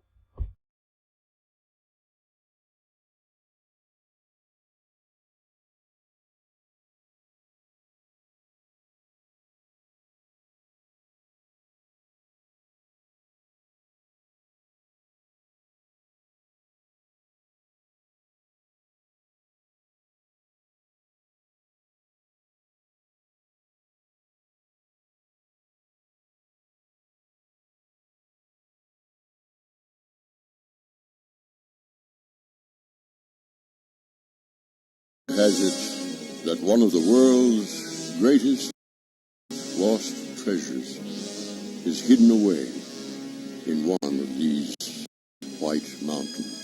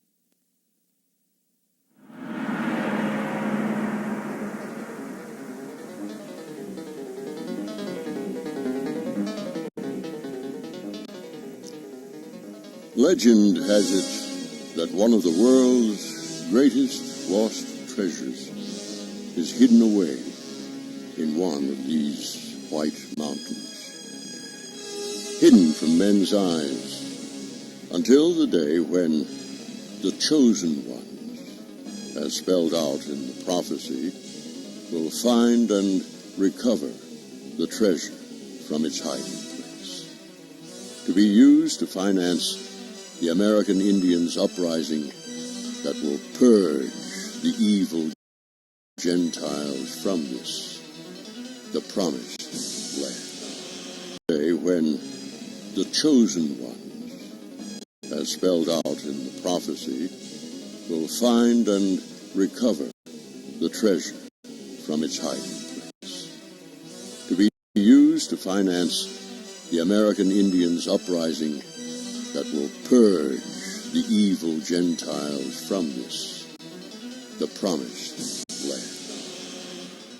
land. Alright, so you heard it. Straight up. You know what I'm saying? Like, that's crazy. I just found that very, interesting. The way it was worded. You know what I'm saying? Like I say, we know it's for, like he said, to finance the uprising of the American Indian. You know what I'm saying? And to do what? To purge the Gentile from the promised land. What? You feel me? Like they uncovering two things. One, yeah, this is the promised land. No, they uncovering three things, excuse me. Yeah, that this is the promised land, that they are Gentiles, you know what I'm saying, needed to be purged, and that obviously if they are Gentiles and these people need to get them up out here, then the people who left to go must be Jews. You know what I'm saying? Must be Israelites. You feel what I'm saying? So, I mean, just think about that, man. So, like I say, understand, man, the sons of Zadok, dig into the Dead Sea Scrolls, read these people's writings, read their interpretation of the true law, and let's work towards setting something up to where we can establish ourselves under oath of the covenant based upon the law from the true ministers of the Most High, the only ones who can minister unto him and give the true interpretation of the law and enforce it, which are the sons of Zadok. So let's do that. That's why we gather, and that's why we, you know what I'm saying, and if we do that, man, and we set ourselves up with that platform, man, ain't no telling what the Most High will reveal to us. You feel what I'm saying? And tell us to go get, you know what I'm saying, that goal. So we can get these folks up off our land and rise and get our shit back. You feel what I'm saying? I just want to leave y'all with this jewel right here. Okay. Since we're talking about bringing ourselves back into the bond of the covenant, which we can go Ezekiel 20, real quick like.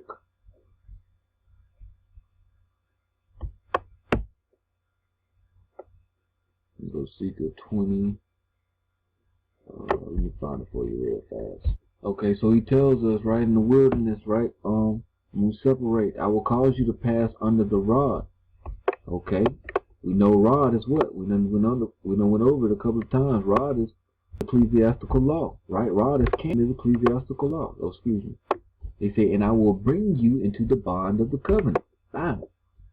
Alright, so understand that. And for you unrighteous ones, he said what? I will purge out from amongst you the rebels. Because it's serious. We up under the rod now. We back up under the law.